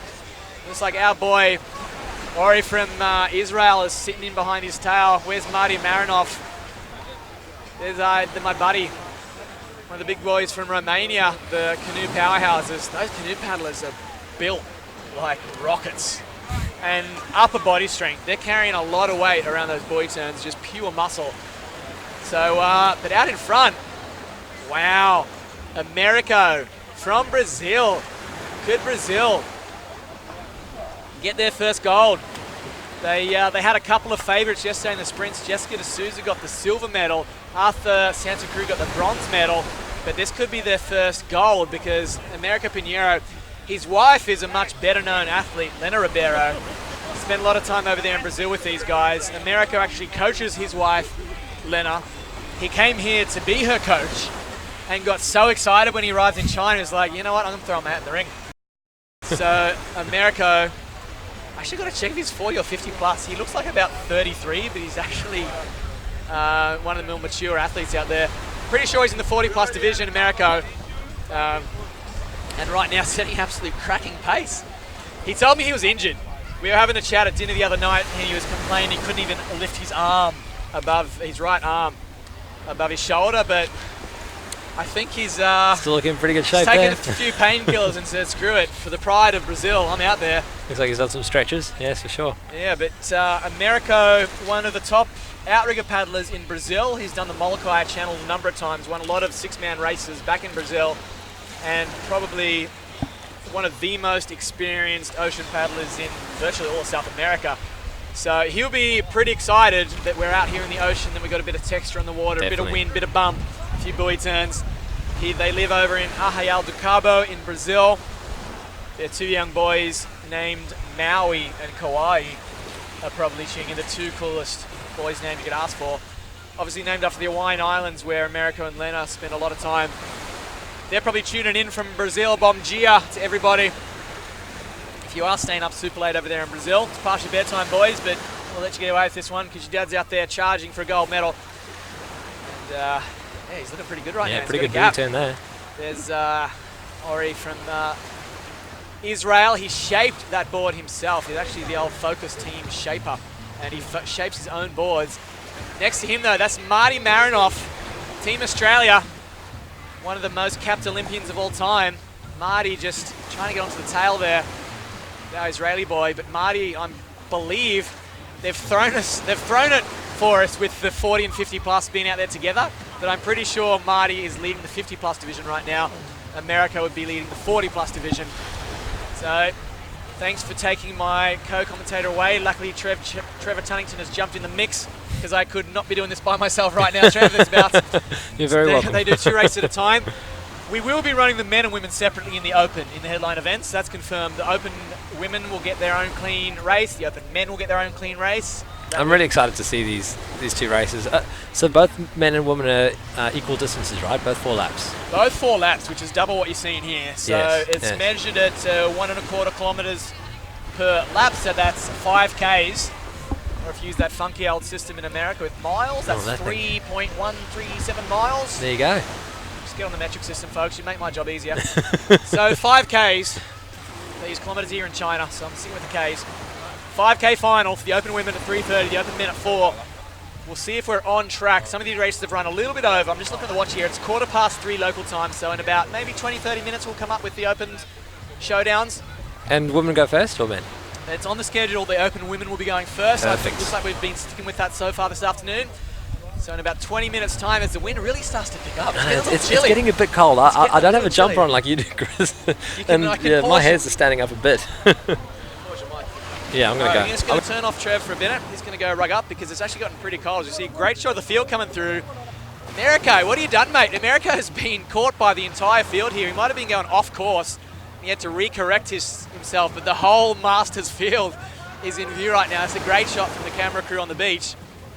That boy's a long way out to sea, but we've got the ultra cameras here zooming right in.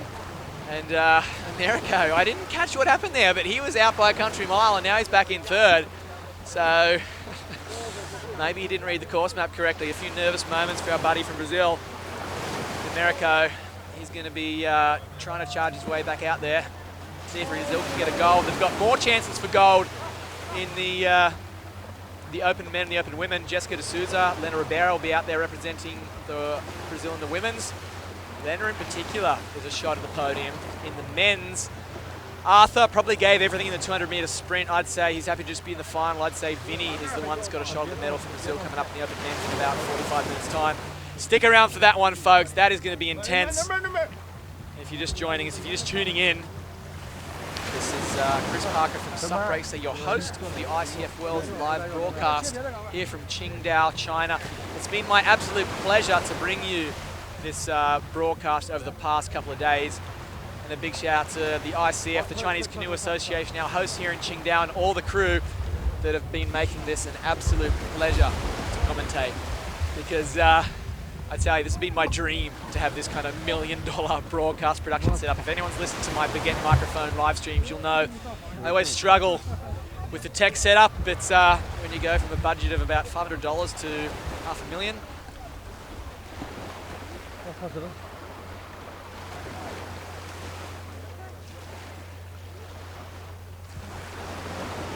we've hit high tide. That water's not coming any closer. So we're out here with the Masters men. That's Americo. He's gone back out into the lead here. He's got Marty Marinoff for company. So the 40 plus and the 50 plus going for the gold. I'm picking Americo for 40 plus. I didn't pick his name on the heat sheet, but I presume he hasn't yet reached the half century in age. If he does, he's, I don't know, maybe there's something in that Asai in Brazil, because he is one fit-looking 45-year-old for starters. If he's in the 50 plus division, then my God, I'm just going to live on Asai for the rest of my life. But Trev, welcome back to the commentary booth, mate. Thank you, Chris. It is getting a little chilly. We're going to stick here waterside with the commentary booth. It's lapping up to our feet. We've got a nice view here. All right, 1 second, folks. We're going to move back because the water's almost touching the commentary booth.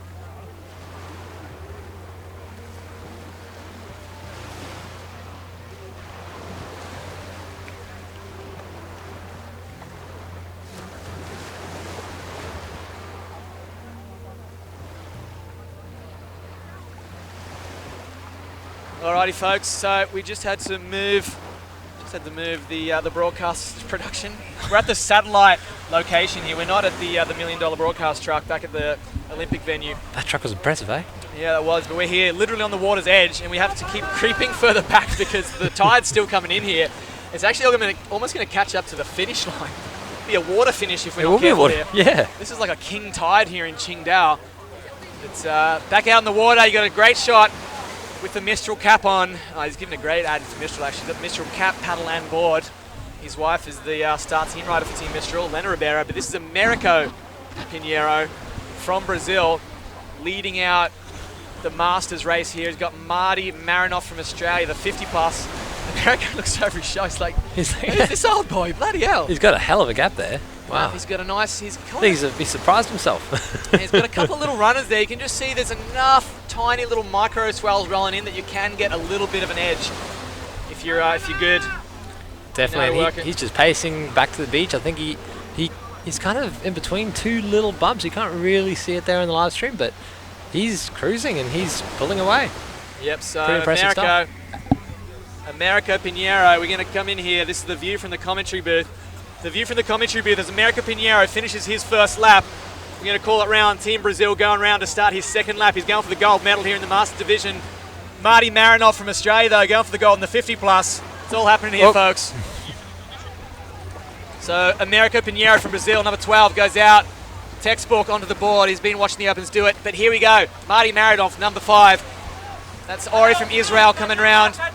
One of our Chinese buddies going around. We're going to have to try and pick up which division they are in because the 40 and 50 plus. The 40 and 50 plus. If you're hearing that, they're all the Israelis yelling at each other. they're all screaming. I have to tell the Israeli team to yell from the other side of the production team here. But that was a face plant, literally. That was. The tide's come in, but not that fast, and he just caught the fin on that NSP there. And then caught his face on the board. Did you see that? So, folks, it's all happening. The sounds you can hear is because what you're watching on the screen is only about 10 or 15 meters away. It's literally the water has come up that far that suddenly everyone is right in the action. We're right here in the middle of it. And this is going to be an epic view for the open race. Oh my God. They've got it nice and roped off for us so no one can stand in front of us. We've literally got a courtside seat I love how they keep adjusting the ropes every 2 minutes though, because it's just it's just kind of creeping further and further towards us, you know, all the water, and they're trying to keep their ropes above water. Yeah, so the Israelis though, they have a pretty big team here. You know, we've seen Orif out there, and he's joined here by the beach. That's what all the yelling's about. Is we have 4 or 5 other Israeli competitors, and even most of the organisers here, Chris, are Israeli, so got the whole pack down here. Yeah, no, Israel have sent an entourage to the ICF Worlds. If they sold hummus in one of the cafes here, they'd be making bank right now. Jeez, Put it with tell my me about soup it. worms from last night. It's Afiram from Israel. Looks like he's in the virtual silver medal position right now. He's trying to chase down Americo Pinheiro. But Americo from Brazil, so out in front, looks like Marty Marinov in the 40 or 50 plus. Is Afiram 40 plus or 50 plus? He's 50 okay, plus. right, so we're That getting changes the up male things. now. Pretty sure Americo's in the 40 plus. Marty Marinov and Afiram from Israel are battling for the 50 plus title. So we're trying to piece this together. So the 2 front leaders are both in first, if that makes sense. It is a bit confusing when you put it this way, but I believe that is the case right now, Chris. I'm going to get a replay of the live stream and just send you that clip. I'm not sure what you said, but it actually did make Yeah, sense. it actually does make sense. In a very strange way. 1 plus Trevor 1 equals 1. Tunnington logic that somehow made sense. The first 2 are both leading. That's basically what we're saying. So first is Americo Pinheiro. Second, it looks like, I'm going to say they're virtually Afiram from Israel and Marty Marinov from Australia kind of parallel there. But they're battling for the 50 plus title. Americo's battling for the 40 plus title, I believe. He can't be 50 plus. The guy looks about 29. Yeah, He's charging back out to the golden buoy of the second lap here. This is the second and final lap of the Masters race where they've combined the 40 and 50 plus. They'll award separate golds, obviously, but they've started and finished together, which made our job nice and tricky. A little bit complicated. After that, we're going to go straight into the Open Women's, which is, the traditional elite women's, we would have called it, but here it's called the Open Women's. Then we'll have the Open Men's. So a real showdown there, the absolute headline showcase event of the entire ICF Worlds here in Qingdao, China. That's going to be very exciting. That's going to be great to watch, I think. And it's interesting to see what board choices we have out here, because there is a fair bit of texture on the water, like we've said. We have a little bit of wind, but just enough that there's kind of a couple bumps. So a lot of the girls and guys, we've seen them choosing flat water and ocean boards, and it's pretty interesting to see everyone's preferences really come out here. We even have boards of like a couple of years of age, old time favorites. It's pretty good to see that everyone has their own board and their own taste in equipment, and it'd be a bit boring if everyone was on the same board after all, but we're seeing some varieties and shapes. Yeah, absolutely. One of the varieties and shapes we saw was from Arthur Santa Cruz from Brazil. Yeah, that's very rocket. different, that thing. Yeah. I don't know if a few of the other brand managers might have just been sneaking a look at that, seeing how is this board so fast? Obviously, they're very quick paddlers, Jessica D'Souza and Arthur, 2 of the medalists from yesterday, but they were basically paddling a rectangle. It was the most extraordinary looking board as we get an amazing drone shot. No, not a great drone shot. This is an amazing drone shot. The Hindenburg blimp is up there in the sky. This is very soothing actually to watch. Oh, they changed it. Okay, here we go. So it's Americo Pinheiro from Brazil. He's got the lock on the 40 plus gold. That's Afiram from Israel. He's got the virtual gold right now, and Israel is crowding around the commentary booth, losing it right now. He's got about 3 or 4 board lengths over Marty Marinov representing Team Australia. The 7-time Olympian Marty Marinov. He won the sprint gold medal. There you go, Marty Marinov. In the yellow? That's not a beer gut or anything. That is all muscle right there. Muscle. He is built like He-Man. He's paddling sprint canoe for the last 40 years or so. He's 50 plus. He's competed in 7 Olympics. Represented, I believe, Bulgaria, maybe Romania, but he moved to Australia 20 years ago and switched to the Aussie team. And now he's representing Australia. I wonder how he feels with that paddle. It's a lot smaller than what he's used to. The boys that do sprint canoe, their blade size are about 130 square inches. They're absolute weapons. But there's Frithjof Sark, went for a swim on that transition run earlier, but he's still in the mix for the medals in the 50 plus division. So we'll see if he can get back into the mix of it. Frithjof has already picked up a silver, I believe, back in the distance, and a sprint medal as well. But here we go. We're getting towards the pointy end of the race right now. That's Americo Pinheiro paddling away with it. Wow, he's got a hell of a gap there, doesn't he? No one's catching him. No one's catching him. He's coming towards one of the final distant buoy turns here. We'll see him whip his tail around. He's going to do about a 180 degree turn, come back through. Here we go, Beautiful Americo. turn there. Oh, we jinxed him. I know, As the sun I should have starts said to that. set behind him and he'll disappear into the silhouette. We've just gone up to 3:26 p.m. here in Qingdao, China. It's the final afternoon, folks, of the ICF Worlds. It's all happening. We've got the Masters boys out there now rubbing shoulders, and then we've got the Open women and the Open men who are going to give us the biggest spectacle Oh my God, I of the can't wait to entire see that. event. I'm going to be losing it, Trev. You might just have to do the broadcast for me. I know.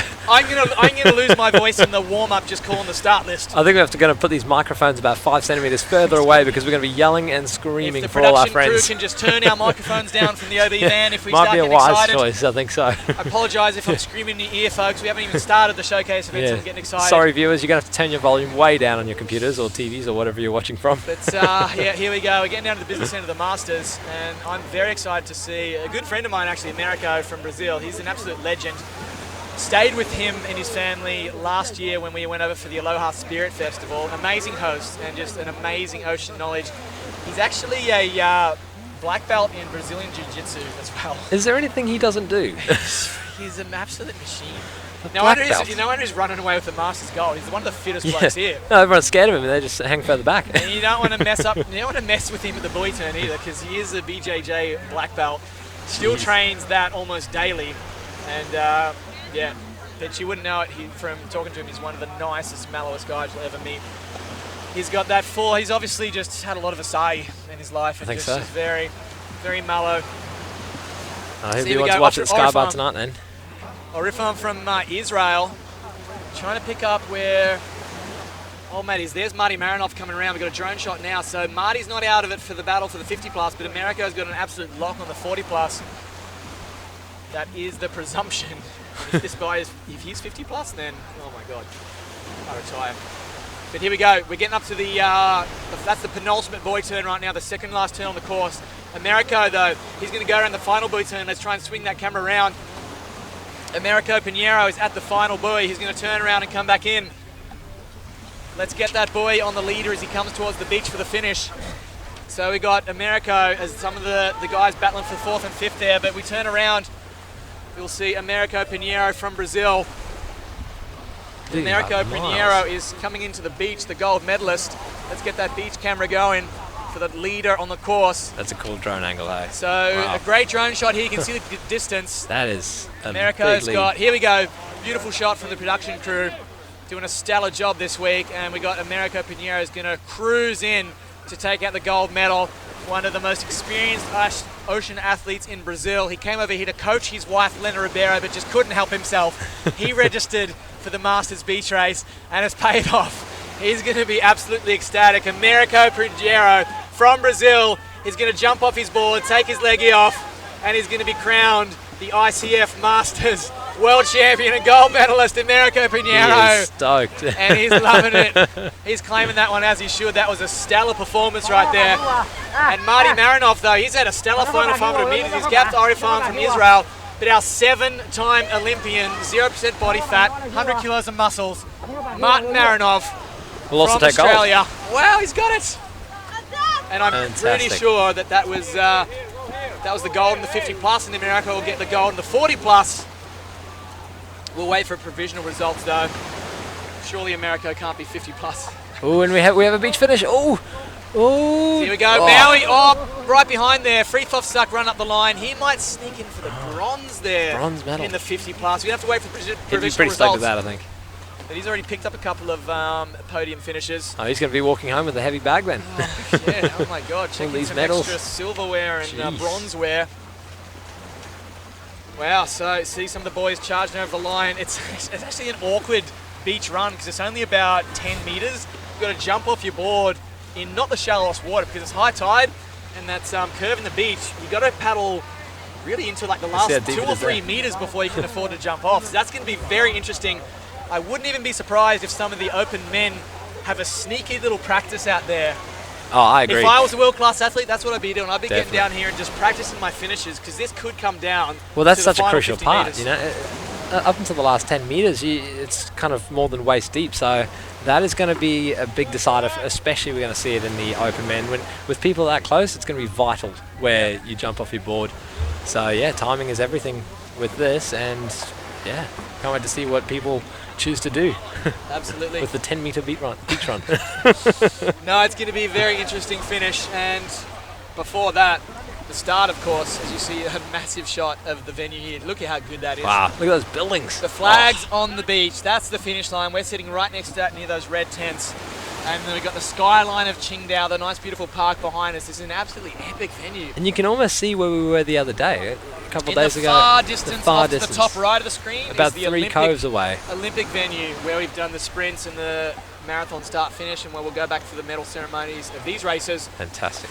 Sky bar's just over there as well. But no, it's pretty cool. It's pretty cool to finish it on the beach. I think it's actually very symbolic because the ICF, they're known as, you know, having events in regattas, and there was some concern, oh no, if it's an ICF event, will we just be doing a beach race in lanes? No, this is a full-on traditional beach race. This is great. They've really embraced. It's a fantastic venue. They've embraced the spirit of SUP. They have.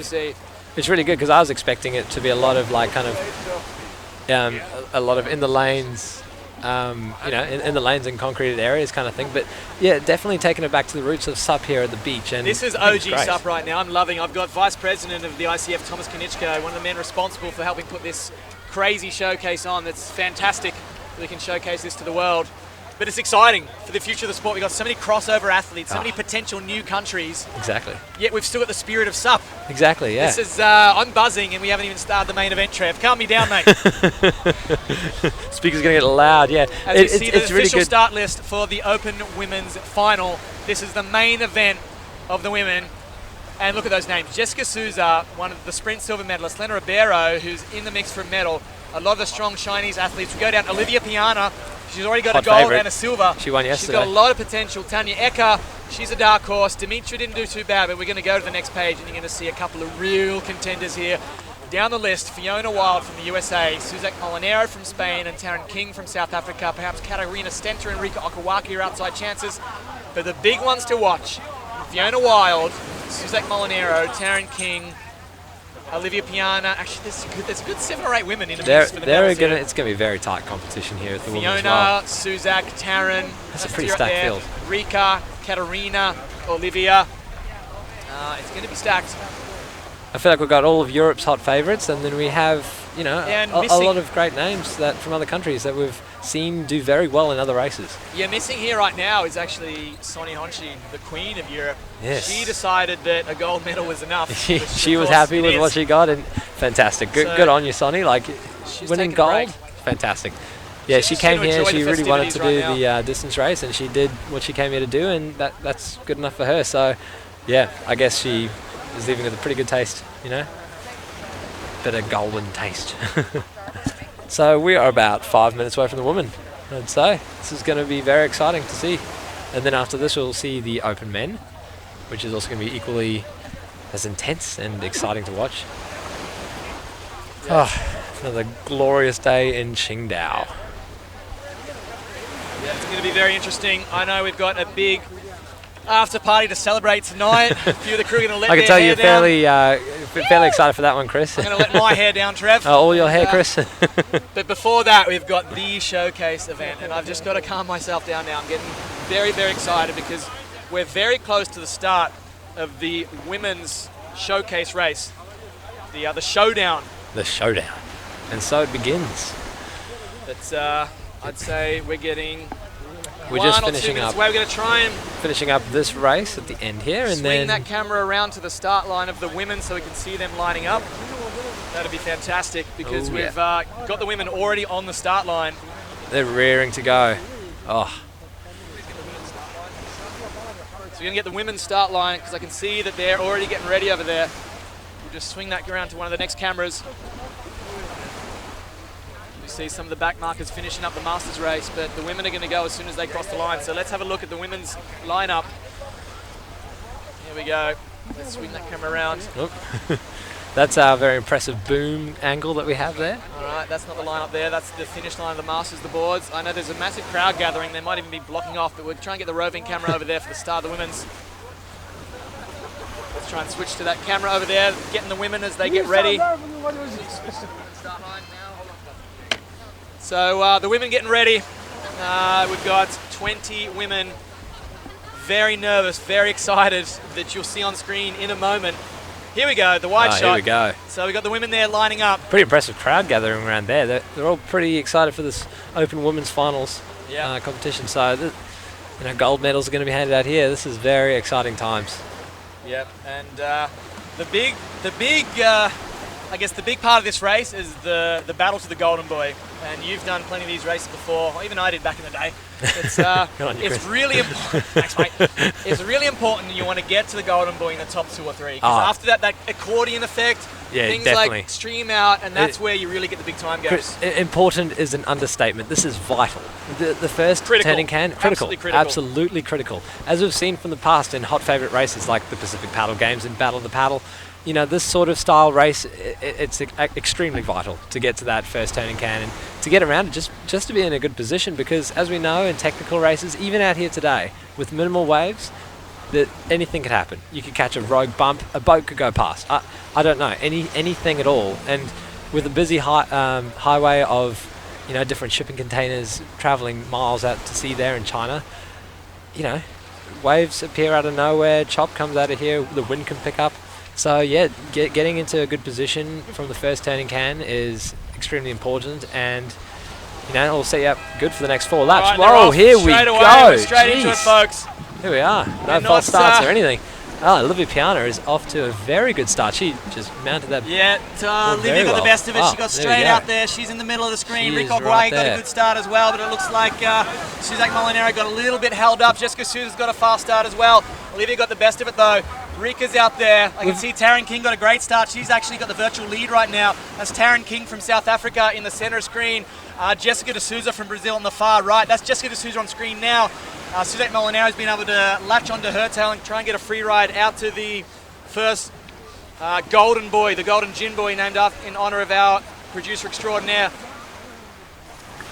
But let's see, let's try and call him out. A great drone shot, the whole field in one shot, but it's Taryn King and Jessica De Souza leading them out. So Taryn King on the right, she's got Olivia Piana on her tail. Jessica De Souza from Brazil, she's got Suzak Molinaro on her tail. So those parallel draft trains heading out, you can see they're converging a little bit. They're coming back together now. 5, 6, 7, 10, 11 women all in that front pack. That's Tanya Ecker in 11th. She's still in the contention. So a lot of contenders already out in front.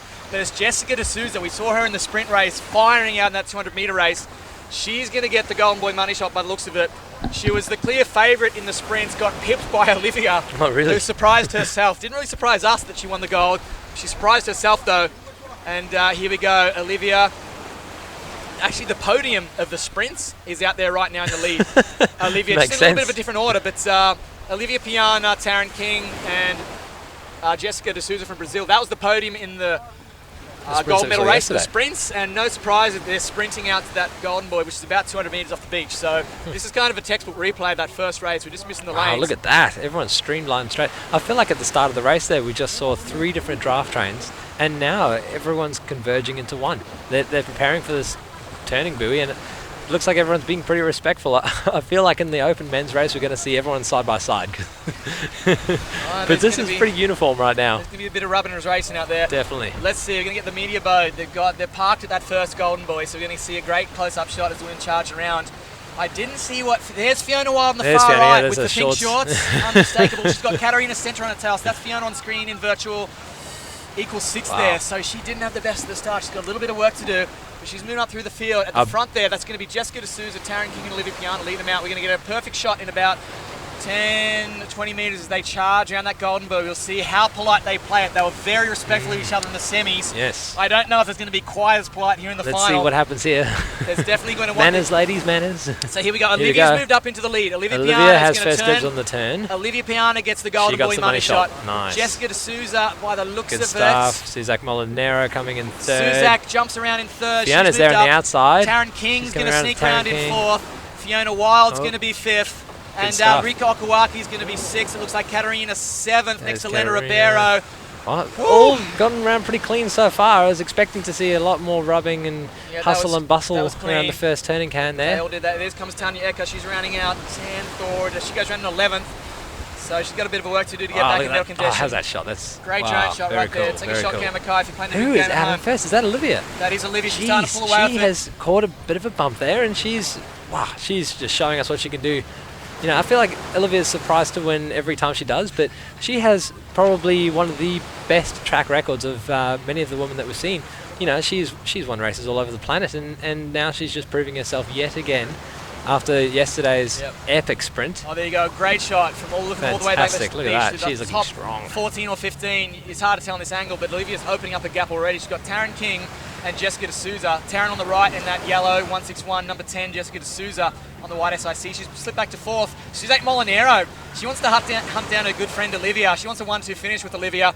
And back in the mix, Rika Okawaki in 6th. Fiona Wild's got some work to do. Lena Rivera getting caught up. Katarina Stenter in rough water. So at the front, making the most of it now on her own. Olivia Piana, she'll do a nice She is a good 3 board lengths ahead of everyone. She's set herself up very well here.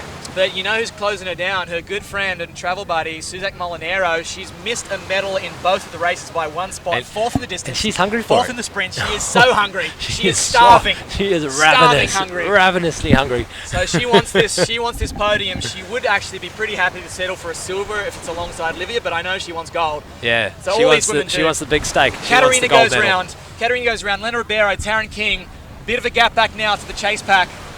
Stephanie Tanya from the Ecker's coming Israelis. around. Stephanie Libzen from Israel's coming through. I'm going to call that now as about 9th place. Wow. 9th for Stephanie. That's going to be 10th for Tanya Ecker. That's the top 10 rounded out now. But out front, Olivia and Suzak are running away with it. Yeah. Suzak's the only one going with her. And you know what? I think she's closing the gap. And I would not underestimate Suzak Molinero. She continuously closes the gap, and she has the potential. She's won many competitions, and like we said, she's hungry for that big piece of beef. She wants the gold. Oh yeah, she joked about she's had 2 chocolate medals so far, 4th place. It's a bit of a consolation prize. This is Olympic style. There's only a gold, silver, and bronze on the line here at the ICF Worlds. And Suzak's Look at that. second. She's done it. She's caught up to Olivia. In both races. Yeah, she has. Wow. That was a big gap, and she closed that immediately. Like, we're still in the first lap here. We've only been through half a lap. That is a powerful surge. Oh, that's fantastic. And she came from 5th. She was in the pack. She got her own She water wasn't out on the best wide, start or anything. and she just hammered, and she's now on the tail of her good friend Olivia Piana as the others battle for the bronze now. That's Jessica D'Souza on the right. That's Olivia Piana going round. Katarina Stenter on the inside. Rika Okawaki on the outside. And now Lena Rivera on the Mistral on the inside. Oh, Taryn King now back in about 8th place for South Africa. I know Tom King, her husband, is cheering her along, all the crew from South Africa. She's got a little bit of work to do. But out front, Olivia Piana, she's pulled away again from Suzak. Olivia's caught another bump. She must have seen, hey, Wow. hang on, Suzak. We're not that good friends. Hang on. I'm pretty hungry too. I would like another gold.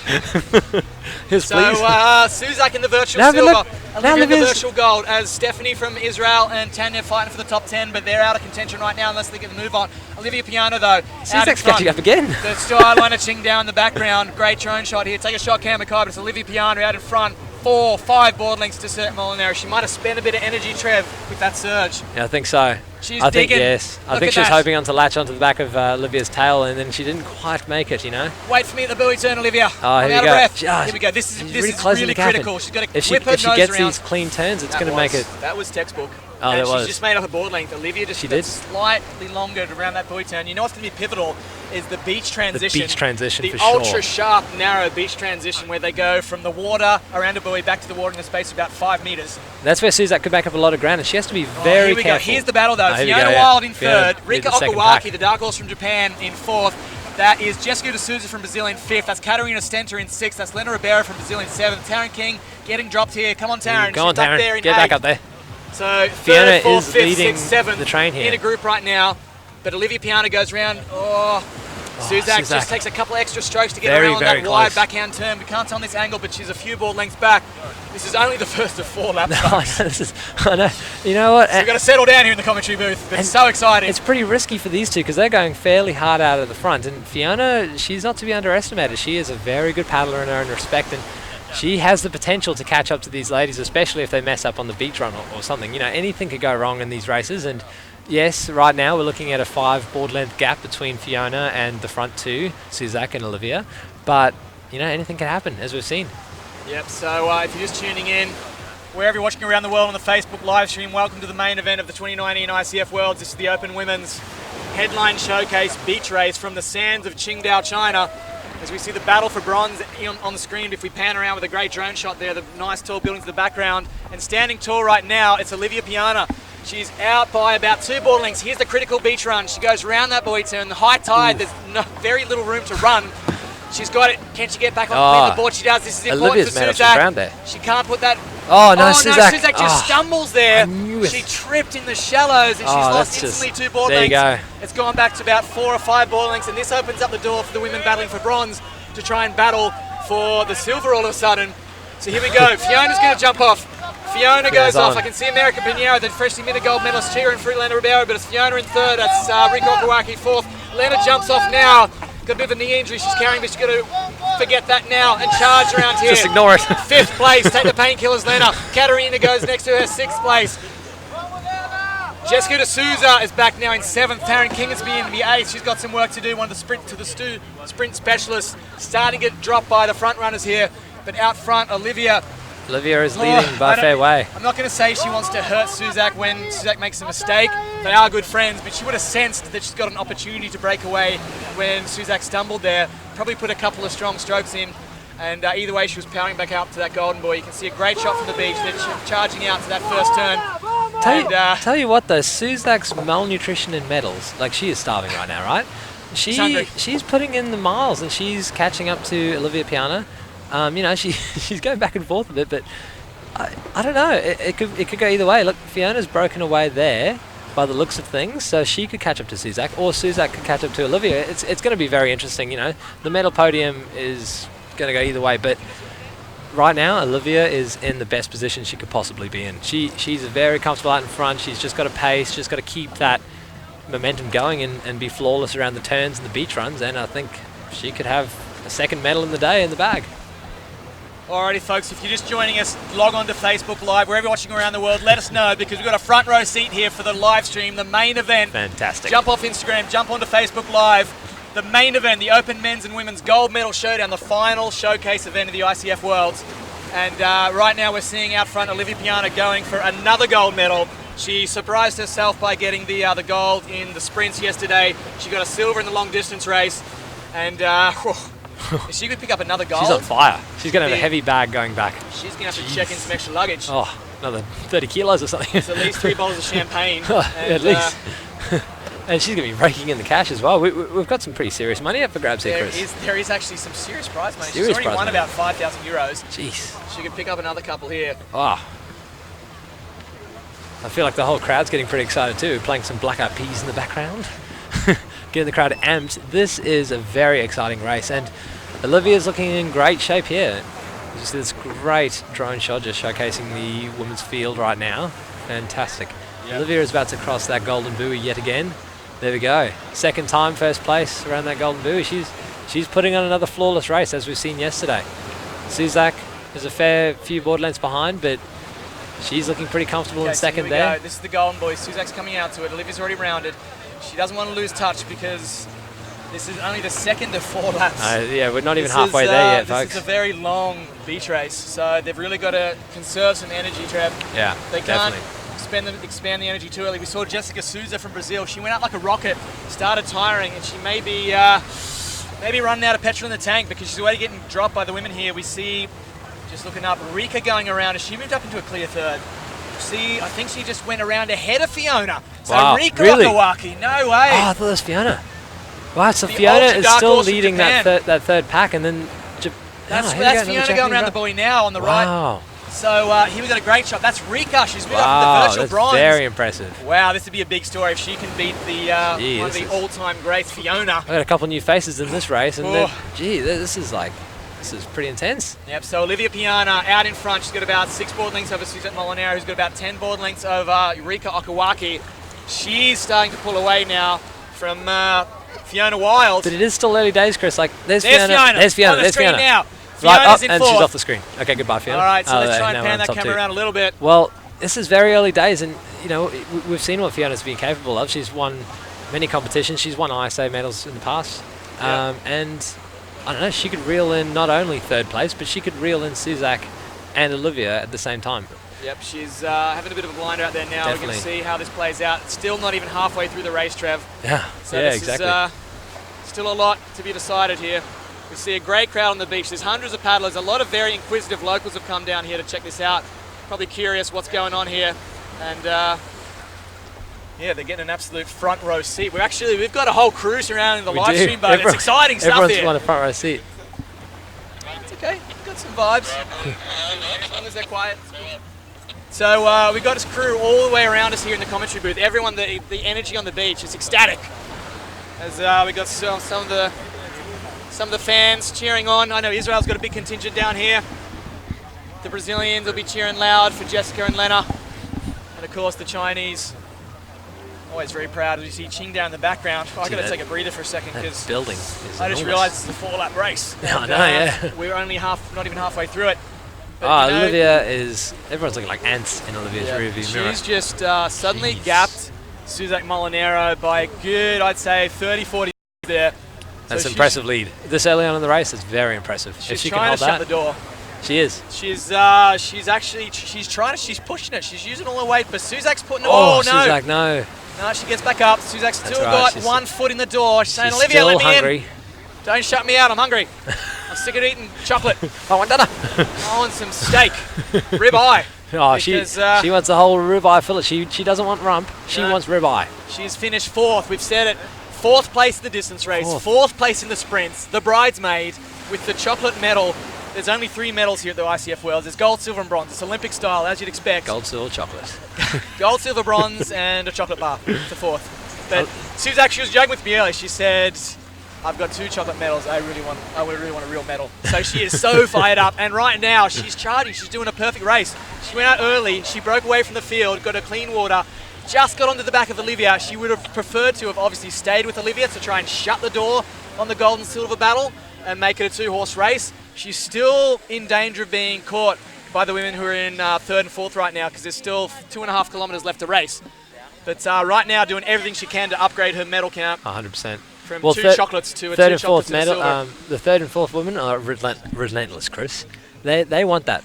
They're pretty hungry too, you know, and they have a very big chance of catching Suzak. Like right now, Suzak has a good 3 or 4 board lengths, but you know, she's making a couple of mistakes around the buoys. We saw one slip up before, and you know, on the beach she kind of had a bit of a trip there. So yeah, I don't know. I think she's so focused, Suzak, and this competition is probably playing with her head. She's just trying to catch Olivia, but she's got to keep in mind that she has 2 very good athletes right behind her trying to catch up too. Speaking of 2 very good athletes, this girl right here is an absolute pit bull. She's the nicest, most humble, quietest, politest woman you'll ever meet. Rika Okawaki from the island of Zamami in Japan, where she coaches the juniors. You get her on the water, she's tenacious.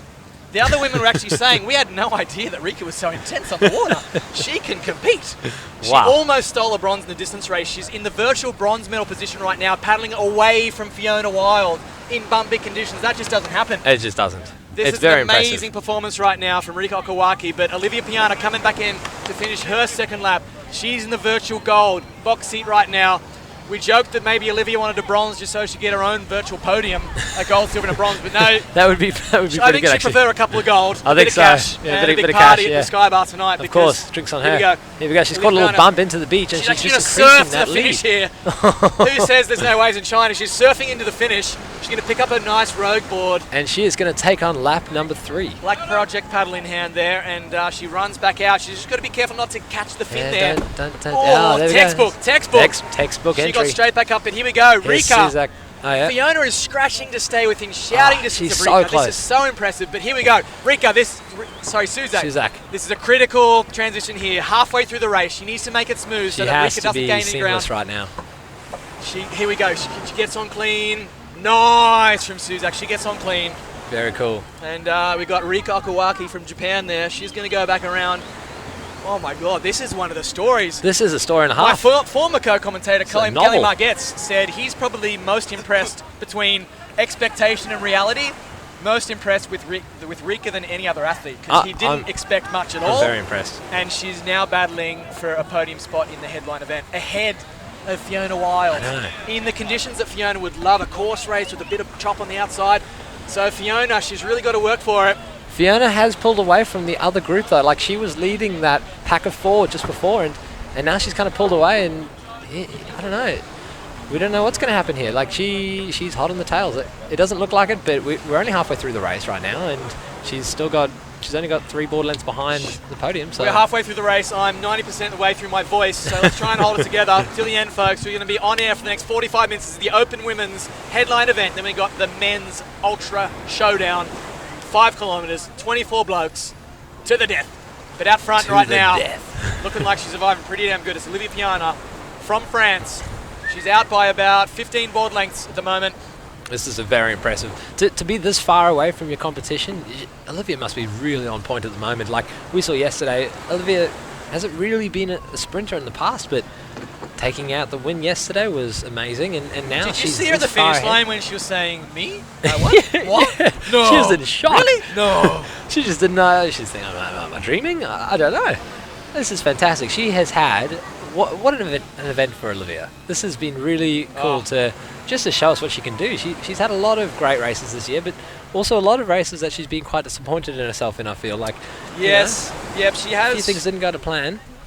Yeah, but yeah, she's making up for it. She's finishing the year on a great note. Oh, you're kidding? This is actually this is her last major race. Yeah. There's a few more races coming up towards the end of the year, but the only one she's going to be doing, she's going to go to Tahiti and do the Ironman. Oh, jeez. That thing sounds nuts. 5 days survival fest. But she said, "Oh, that's my holiday." So, okay, Olivia. Got to take some time off. That's a little bit of a sick fantasy right there to call Ironman a holiday. That infamous race. But yeah, this is the last real competition for Olivia for the year, so she wants to finish off with a gold on top of the podium, get a bit more champagne, and just kick on into the Sky Bar with good vibes tonight. See you there, Olivia. So right now, we're not going to call it. As you can see, the wind surf's in the background. That's a sure sign that the wind's picked up right there. Oh yeah, there we go. They weren't out there this morning. I don't know where they came It was dead flat from. and glassy this morning. Yeah. And you can see a great shot here. The swells are really starting to roll in. You can really see how churned up it messy. is. She just needs to stay on her board, Olivia, and she just needs to be seamless from now on. If she can get every turn clean, she doesn't even need to paddle that aggressively, you know. She just needs to hold that lead against Suzak. Yeah, this is where it's important to just hold a steady rhythm. You're well into the second half of the race now. If she's in this position on 1 lap's time on the final lap, she's going to be confident that no one's going to catch her. Nice turn. But Suzak is pretty tenacious. Speaking of tenacious, she's pretty hungry. Suzak also one of the nicest people to hang out with after a race, but I'm glad I'm not in the women's field because all of these women out there, they compete. Oh, they do. Oh, they do. Georgia and I were on the boat yesterday, day before yesterday, doing some filming, and I've only ever seen these ladies be very friendly to one another, you know, like buying each other a coffee and everything, and like hugging each other after the race. But wow, it gets aggressive. No. It gets aggressive out there. It does. In the distance race, they're battling next to each other. I had a good chat with Andrew Jackson on the podcast a couple of months ago, and I said, "Tell us what they really say." Yeah, exactly. Yeah, that's what I really want to know. We swear our heads off at each other. There's a few words I can't repeat on the broadcast, but she was saying it gets intense at the boy turns. I think the women are actually much more intense than the guys, secretly, and no one thinks it.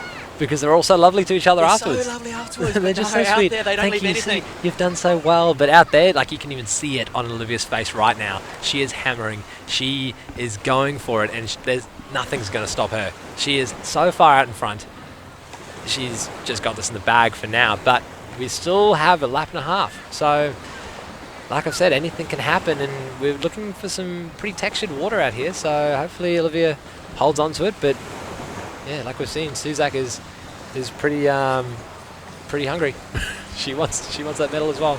Yeah, I reckon Suzak's not out of it yet. Olivia's trying to shut the door. I'll say that Suzak's got one toe jammed in the opening now. Just one toe. It's she's just got a slightly pinky. open. She's got a pinky in there, and she's saying, "Olivia, hey, I'm back here.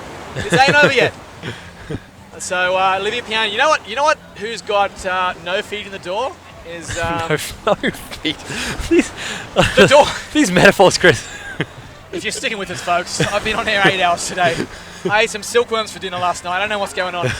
But the door, I would almost say, is shut between silver and bronze. There's a big, big gap between Suzak and Rika, and then back to Fiona. And Suzak's looking so strong, I just don't know if Rika's going to be able to make that. Even though there's one whole lap to go, she's going to have to just hammer to catch Suzak. She's going to have to keep the pace up. Yeah. So I think this could be a 2-horse race. The only one that's going to catch Olivia for sure is Suzak, and I don't think Suzak can be caught, which is a really good position to be in because then you can roll the dice at Olivia. If you were just defending the silver medal, you'd be cautious, but she's so safe now, relatively, in that silver, that she can leave nothing on the water and just throw everything at Olivia and try and have a crack at the gold. Exactly, she can be so focused, and really this race, it's just a race for third now. It could be a race for third. It's Yeah. going to be very It's interesting. looking that way. We're going to see out here now in the bronze medal position, Rika Okuwaki from Japan. She's Japan. holding off Fiona still. Fiona can't close the gap. This is absolutely amazing, folks. I've never seen a performance like this with Fiona just not able to close the gap. I thought In the Fiona was going ocean to get like there this? straight away. Yeah, this is her conditions, and she's on her favourite board. She's on her ocean board, the All Star. And Fiona is not paddling slow. Fiona's not having a bad race. Fiona is not a slow paddler. It's Full just stop. that the three women in front of her are just having the race of their lives. Oh, in they really particular, Rika Okuwaki, one of the dark horse picks here. She was a very, very outside pick for the medals. We've got some special guest commentators here. Team Germany joining us in the booth. Welcome to the beach, girls. But Rika Okuwaki, one of the dark horses from Team Japan, we didn't pick her for one of the medals. She was sitting virtual bronze in the long distance race. Now she's almost got a lock on bronze in the beach race. If she gets up there on that podium, Team Japan's going to go wild yeah, at the they medal are. ceremony. And you know what? I think Team Japan themselves is a dark horse. Like, Team they Japan. have had so many successful stories here. I believe seven gold medals this week. Team 7 Japan. gold medals. And That's a few of the minor medals ridiculous. as well. We saw them sweep the junior men, get a gold and a silver in the junior women. Jeez. And they've got a couple of top paddlers coming up in the Opens. They're absolutely killing it. Like, Japan is the new France. Oh, Let's they call it really now. are. Japan is the new France. Japan is the new France. And speaking of France right now, the lone French competitor this week here at the ICF Worlds is Olivia Bonjour. Piana. Yeah, she is. Bonjour, mademoiselle. She's going Oui, oui. so quick around this course. This is coming towards the end of the third lap. Ah. So when she finishes that Trev, she's got 2.5 kilometres of not a victory lap because she can't start celebrating yet. Yeah, That's a it can't pretty long quite yet. victory lap. Yes. She's got Suzette Molinero not giving up behind her. But if she looks, Rika's just coming to a buoy that's essentially 2 buoys behind where Olivia is. So Olivia, Exactly. she can finish no worse than silver. And look I'm at gonna call it right that. now. Fiona's really put on the pace, and she's hungry after that third medal. She's gone pitbull mode. Jeez. Come on, Fiona, give us a contest. Here we She's go. scratching to get onto Rika's tail. Oh, she's so close, and Olivia just looks so smooth. so calm, so determined. Look at that determination on her face right now. That's game face. That is game And look face. at the difference in Oh. technique. Olivia so smooth, So smooth and and Suzak comfortable. just scratching, using her whole body. She's Yeah. a much smaller figure than Olivia. Olivia a bit taller, so Suzak's using her whole body to try and get the speed here. This is a very important transition. If Olivia goes around here clean, it's going to be pretty much lights out here. She's been going around Start clean every The turn. fourth and final lap. Just don't get that fin in the sand. She jumps on. Ooh, Yeah. ooh. We can see Okay, textbook. good. I saw that come on my Textbook. eye. But here's Suzette Molinero, and this is a critical turn for her because Rika and Fiona could Oh, actually catch at her this. on this last lap.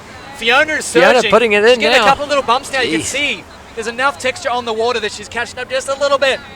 Rika, you're a great paddler, but Fiona has done this a long time now, and Yeah. she is an excellent paddler as well. So So here we go. we Suzak, go. this is a very Suzak important, round in the critical buoy. final transition. If she gets on clean, gotta get on clean. it could be the silver medal or better for Suzak. If she gets on, yes. Okay. All right, so Suzak goes clean here. I'd now, say she's pretty much cemented that second place finish. it's a battle now. for bronze. It's a battle for bronze. And it's a battle because Rika and, And the Fiona battle are is on. tail to nose right there. Look at this. That's SIC versus Starboard, Japan versus USA, Rika Okuwaki versus Fiona Wild. Stroke for stroke into the beach here. They're going to start the final lap. Fiona wants to surge past. Surging in. She's found a little bump here. My God, folks, I'm going to try and hold the voice together. Oh, Fiona, no! She slips. But she's got that little benefit there from the look at handle that. on the front. It gets you just that little bit of a benefit. Rika had to pick up. She's got handles everywhere, Fiona. She's got 5 handles on that board right now. Rika's transition there Just was in case. smooth. That Fortunately, was Fiona very did it as smooth. well because Rika could have just paddled away there. And not out of medal contention yet now, breathing hard, coming to the transition. I see is Italian Caterina Stenta. Caterina. Here And then she coming comes. in behind her, it'll be Jessica Souza, Lena Ribeiro, the 2 Brazilian ladies. But I think they've got a lot of work cut out for them if they want a medal. Out front. I wonder what Fiona's thinking right now. You know, she's right on the tail. She's a professional. She's she's a going to be saying, professional. all right, Rika, you think you're with the big girls now? Yeah. You do all the work. Yeah. Drag me around this course, and I'm going to not leave anything out in that Exactly. final sprint. So Rika will actually be willing to drop Fiona now because she'll be nervous. Someone of Fiona Wild's caliber on her tail in the final lap when she's third and Fiona's fourth. Exactly. That's the battle for the podium. This is when the tactics really come into play. I think now Fiona has really spent the last lap sprinting and trying to catch up to Rika. And now that she's there, she's going to hang on to that tail for at least a while longer. I think a couple more buoy turns just to get her energy back. And because she knows that even if she gets past Rika, it's still going to come down to the 10-meter beach run finish. Oh, it's going to be an intense finish. I'm It's going excited, to be very folks. intense. It's getting a little cold down here in Qingdao, but it's only just heating up for us because we've still got the open men's coming after this. Can feel the energy on the beach, can't you? The crowd's going wild. The Israelis are going off. Fantastic atmosphere at the ICF Worlds. Olivia Piana putting on a show for us, as are all the other women.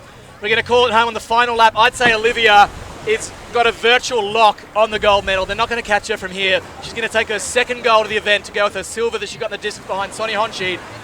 The big battle, though, because Suzak looks pretty good in the silver. The big battle, Rika Okuwaki and Fiona Wild. Team Japan, Team USA. Who's it going to be? I think Katarina Stenter, I think Jessica and Lena are going to be out of the mix here. They'll be battling for the top 5 by the looks of it, unless they can pull a rabbit out of their hats. But right now, it is neck and neck between Fiona and Rika. My God. Folks, I'm on 99% of my voice used up. We've still got one more race to call here. One lap of the women's. Every turn from Olivia we've seen today has just been perfect. She's so calm. Hasn't right stumbled now. once. I think after she won that gold in the sprints, she just got so much confidence, she just knows she's meant to be here. She's like, oh my God, it doesn't matter what happens tomorrow. Exactly. I've already got a gold. Yeah, she's like, Japan's not the new France. France is the new France. Yes. I got this in the bag. Japan is the new France. Well, Olivia's going to have something to say about that because she is still leading the field by a country mile right now. Suzak, a very important turn out in the Golden Boy. It's really getting rough out there. This is getting choppy. And if you fall in at this point, you're going to give at least 4 or 5 board lengths to your competitors who are chasing you down in the fight for silver. So it's Olivia Piana, got a big gap out there in the fight for gold. We've got Suzak Molinaro still sitting in the virtual silver medal position. I'm excited, folks. The final lap here, the ICF Worlds, the final day, the women's showdown. Trev, who's your pick for the bronze? Come on, call it. Oh, I don't know. Fiona has always proven herself to be, a bit of a beast of a competitor. You think she's got the experience? I think she's got the experience, she's got the class, but she has spent the last 2 laps trying to catch up to Rika, and she's got to be tired. Exactly, she's got to be tired. And Rika, we saw in the distance race. Fiona has overtaken Rika. She's gone past Rika Okuwaki. Yeah. And this is where the water gets rough, and someone like a Fiona Wild, who was just born in the ocean. Oh, yeah. Literally, probably. Hood River, she's spent so much time in the ocean and in the downwind bumps. This is her kind of conditions, exactly. The 2 homes of Hood River in Mexico. She just loves the slop out there. So Rika, although Rika lives on Zamami Island in Japan, it's an island. Exactly. The only place you can paddle is in the ocean. So these 2 women, very experienced in the ocean. These rough conditions won't be hurting them at all. But you're right, Fiona's put on a little bit of a surge. And Rika, this is critical right now, because if Fiona can pull away on this very marginal little semi-downwind leg, it could be lights out for Rika, because there's only 2 or 3 boy turns after this next one. These are after all the final stages. Like we only have half of a lap left here. That's like 700 meters, right? We're on the 4th and final lap here, folks. I'm losing in the commentary booth. I'm joined by Trevor Tunnington.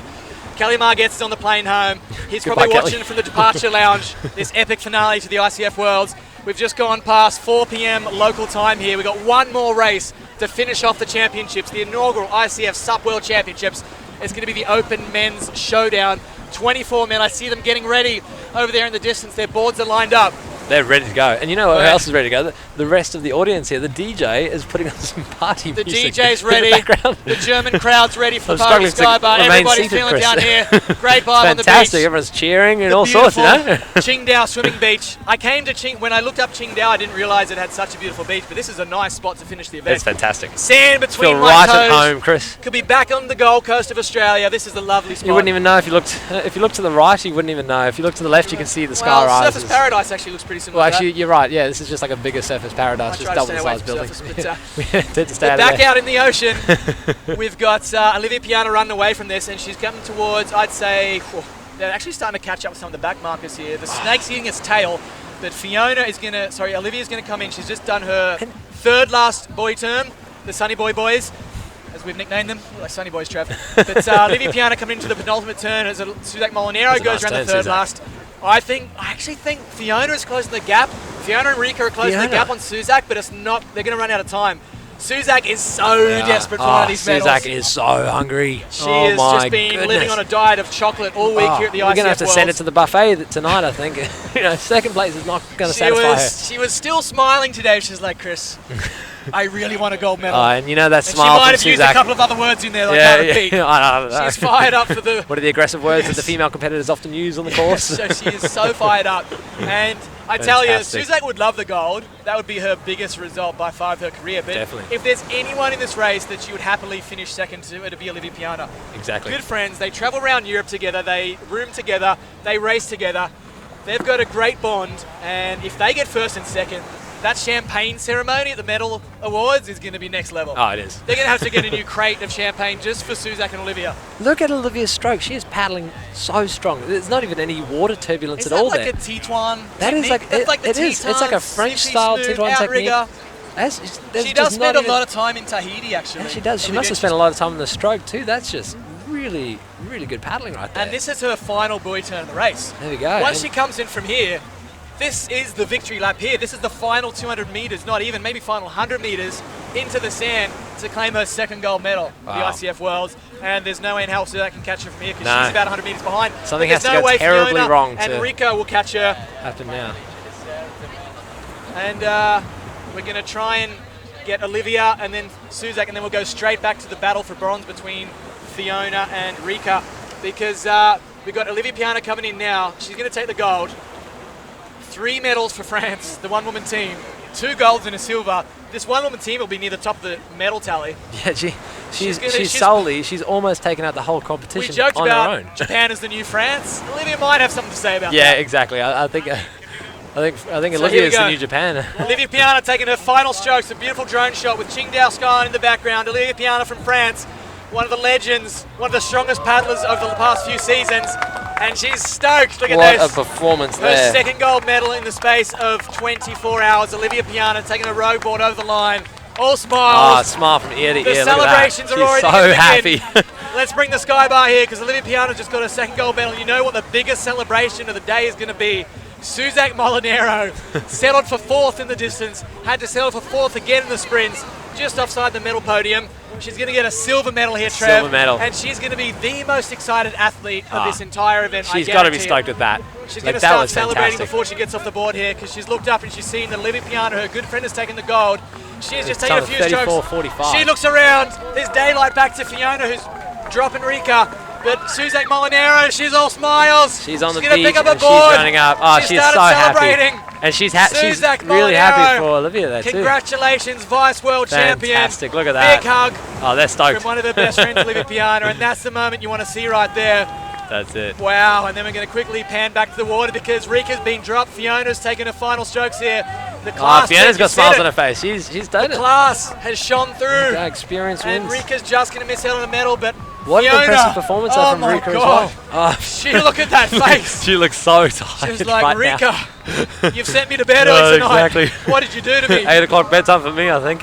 Oh my God, Fiona is absolutely Oh, spent, which shows she the is. class of Rika Okawaki that she pushed Fiona so hard to the line as we see Connor Baxter quickly grab Fiona Wild's board and run back to the taken start line. that board has got a few medals under its belt, actually. That board That's that a Fiona's famous on. board. So Fiona's got the 3rd here. Yesterday, Connor won on that board. that's a famous board. And we're going to see coming in now, Katarina Stenta takes 105 strokes a minute in the sprints. She needs a few more out here today. She's going to have to settle for 5th place, but a pretty good result. She's held off the 2 Brazilian women. Right behind Katarina, jumping off now will be Jessica de Souza and then Lena Ribeira. They'll be 6th and 7th. So provisionally, folks, the women's showdown. Olivia Piana in the gold. Suzak Molinero, the happiest paddler of the week. She's got her medal. She's Of in the all silver. time, probably. Fiona Wild bronze. Rika Okawaki just misses out after a great fight. She'll be 4th. Katarina 5th. Jessica 6th. Lena Ribeiro 7th. And Taryn King I can see coming around the final buoy turn. A little bit long for her. She likes the 200 metre sprints, but she'll come through for a solid top 10. She'll be 8th. Tanya Ecker will be 9th. And we're going to have to actually turn around because the buoy I can see in the background there, the top guys are starting to get ready, Trev. Jeez. What's going through their mind? They've just watched an epic show in the women's. Everything's- wow. They've seen the bump. They might have even snuck around and looked at the live stream to see how bumpy it is at the back buoy there, the golden buoy. Yeah. What goes through your mind when you're about a minute away from the start of this major race? You've been out there. All you can think about is just getting a clean start. Like, if the start is going to be anything like we saw yesterday in the sprints, it's going to be like parallel. Everyone is going to be side by side, and you know, simple things like a couple inches more room between a competitor where you can stick your paddle in a little bit cleaner is going to make all the difference. So lining up in the start line is essential. Knowing how many strokes you can take until you have to jump on your board is going to be vital. And then of course, the turning can. That's the money here in the first lap. The turning can is absolutely essential. That's going to be what's going through everyone's mind. And then once you get around that can, get into a good position, get some clean water. So and just to cut you off there, Trev, results from about 20 minutes ago in the Masters division. America officially gets the gold medal ahead of the two Chinese competitors. So Brazil gets their gold. Fantastic. Courtesy of their coach, America Pinheiro. Is like, boys, you're getting these silvers and bronze. All right, what's I'm going go on? do it. This is how it's done. Come on. So America Pinheiro shows the boys how it's done. He gets the gold for Team Brazil. And in the 50 plus, it looked like it went to Marty Marinov. We're going to get those official results in a minute. The women just finishing their race. There you go, official. Australia gets their third gold medal, actually, and they've got a good chance for a fourth gold medal in the next race. But Marty Marinov, 7-time Olympian, picks up his second gold medal. He held off Alfir Ram from Israel, Frithjof Suk from Germany. He's picked up, I believe, his third minor medal of the week, so great result from him. But boy, I'm still buzzing from that women's race. We're going to somehow really call really the men's exciting. race the headliner here. It's like being at a music festival and your favourite band plays second last. Oh, it's like your favourite bands are all on the stage together. Where am I going to get the energy from for the headline act? I'm going to take a little drink here, Trev, because I'm redlining with the voice. Give us your. Can you give us a couple of bold predictions for the men's? Of course. Yeah, so the men's race, it's going to be super exciting. Obviously, we have gold medalist from last year, Daniel Hasilia, who claimed gold at the ISA World Championships. Now at the ICF World Championships, he is more pumped than ever. He's looking to claim another gold. So we have Daniel accompanied by obviously his brother Bruno, the two brothers. Come in the middle here. This is going to be a fantastic showdown. We have the likes of Connor Baxter, who took out the gold yesterday. Some very serious competitors here. We even have Michael Booth, our distance champion from the day before, and you know it's just a really stacked field. Alrighty, Trev, we're just going to bring in a special guest here because what I like about this event is that so many crew have come down to the beach here. We've got Nissa, one of the German fans. Nissa, before we start the men's race, welcome to the live stream. I just wanted to ask you really quick, I saw you brought your friends down here to the beach. What do you think of this sport of stand-up paddling? You excited to watch it? Yeah, of course. It's an amazing experience. I've never watched stand-up paddling before, actually, and I'm really, really interested now because it looks, well, anstrengend. Are you going to go out for a paddle tomorrow? You've been motivated by seeing those women? Yeah, totally. All right. I think it's a bit cold though. It's a little bit chilly in Qingdao. Yeah, But, not sure if I'm going to get sick. All right, well, once you get back there to Germany, you're going to be the next team member for Team Germany next year. Look out for Nissa. But we'll jump the microphone back on Trev. Thanks for joining us. Stick around. You've got a front row seat for the main event. So good to see all the crew down here. The energy on the beach, Trevor. It's electric. It is electric indeed. I actually just got electrocuted by this plug thing here, just to add to the electricity. So Fiona Wild just snuck that bronze medal there, and I just heard that the whole of Hood River is tuned in. Fantastic. I know Alan Wild. Yeah, that's her second bronze medal, right? Yeah, that's her third bronze medal. Second bronze. She picked up the distance as well. So yes, I know Fiona's mum and her grandma got up early to watch this race from back in Hood River. So big shout out to the Wild crew from back in Hood River, one of the meccas of stand-up paddleboarding. She's going to be the unofficial mayor of Hood River after this, Fiona Wild. The Wild Man. She's picked up a couple of medals here at the ICF World, but she had to work for that one. Rika pushed her all the way. Geez. And we're getting straight into let's get that camera around. Get the camera around to the start of the men's because the men's race is about to start. They're lining up quick here.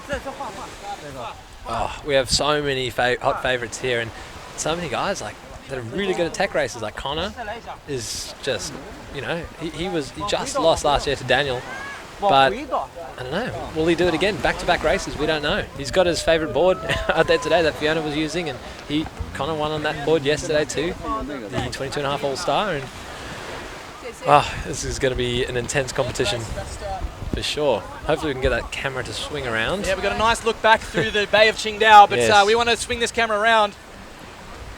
You can actually kind of see our venue from a couple of days ago there, Chris. Yep. All those lined up flags is where the previous races, like the distance race and the sprints were held. Fantastic venue. Here we go. Okay, the start list for the Open Men. We've got the four Aussie boys, Jacko Maynard, Lincoln Jews, Michael Booth and Ty Judson. The two Brazilians, Arthur Santa Cruz, Vinny Martins, Tommy Boudet, the master, Ollie Schwartz from Germany. As we scroll through, they're getting pretty close to the start here, so we'll just try and go through the start list very quickly. The two Greek boys, the two Hungarian boys, Israel. Look out for the Nika brothers. The Italians roll deep. They've also got Paolo Qingdao and Martino. We have a lot of brothers in this Kenny competition. don't we? Kaneko, look for Arvis off the line, but Connor Baxter, he could be our pick. Oh, Connor. As we're getting ready, let's get Connor's that got camera that around. fire in his belly. Oh, here we Off. are. Oh, We're right going. on time. Okay, here we go. Here we go, folks. Connor's got a good start. No, Oh, no. so many people Connor just falling in. Baxter, Jackson Maynard, right Jeez. next to him, got a ripper of a Oh. start. Leo Nika got a Who fantastic start. It looked like one of the boys. It could be actually my boy from Greece, Oh, Nikos. And a few of the boys towards the back there, they fell in. It was a pretty Connor clean start. is The boys out at the to front. a That's superb Leo Nika start. at the That's front.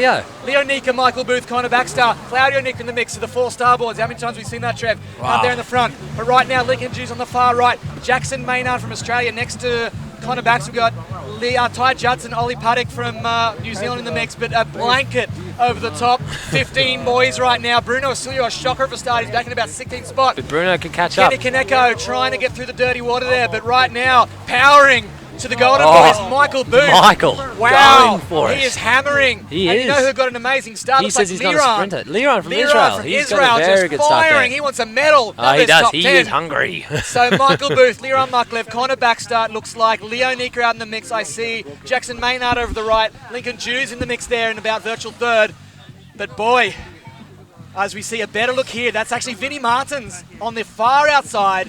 Kenny Kaneko on the middle. We didn't spot them at the start, but Kenny and Vinny they look like snuck they're up. leading right now. they're They've got coming right behind them the trio that's on the white and green ball. That's Lincoln Jews, and we've got next to them, I believe that's Leo Nika and Michael Booth. Connor Baxter just dropping back into about virtual 6th or 7th right now. So we have 5 competitors going for the golden buoy. This is going to be an intense buoy turn. It's going to be a good shot. How on earth they're all going to get around this clean is don't going to be know. hectic. That's going to be a mystery We've and a got half. the 5 best paddlers in the world trying to get 5 14-footers around a very small buoy turn right now. It's just the a maths recipe don't for add up, disaster. Trevor. This is not going to What work. is going on here? Let's see how they do it because, oh, wow. Here we go.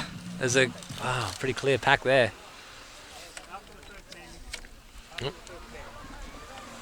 All right, get the crowd assembled behind us. Nice clean view of the monitor because they want to see that outside buoy turn. We're We getting got a close. big You can see the crowd behind media us, crew bringing us a front row shot. They're going to switch that camera in a second. We'll see who gets to the golden boy money shot. Could be Kenny Kaneko.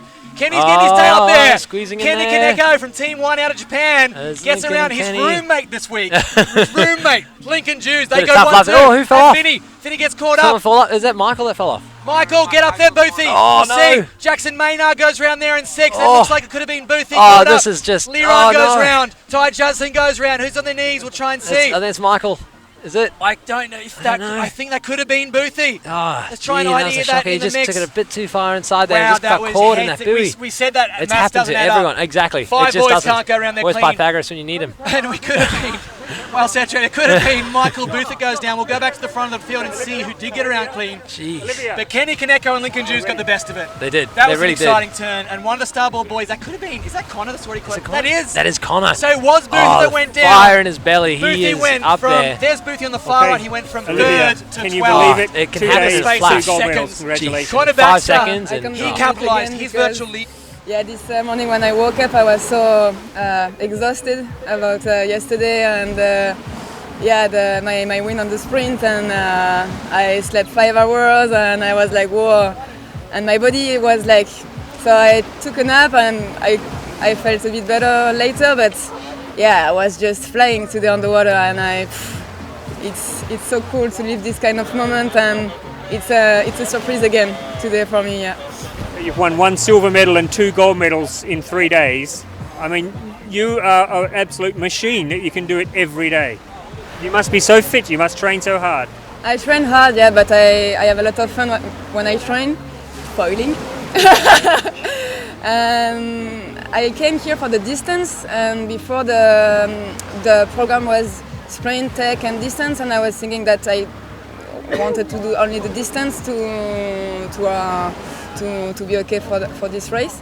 And then the program changed, and yeah, I did the distance, and then I say, okay, I do the sprint and the tech, and I didn't think I could win this race. Well, you're a 2-time world champion here at the ICF. Congratulations, well done, Olivia. Have a great flight home. Looking forward to seeing you back at next year's ICF World Championships. Oh yeah, this is yeah. Thank you, Olivia. Well done. We Some are great words back. from Olivia Piana, the two-time gold medalist at the ICF Worlds here in Qingdao. But we're back with the action of the men's. A great drone shot. Lincoln's Take a out shot. in front. Kamakai back at home. Lincoln Jews moving out to the front. He's got Connor Connor is Baxter. right there, though. The fastest man in the world, officially 46.38 yesterday. 46.3. You don't want to be doing a sprint finish today with that boy right No there. way. But one boy that could go with him is Lincoln Jews. They've had some epic battles over the past few years. He's leading out the field.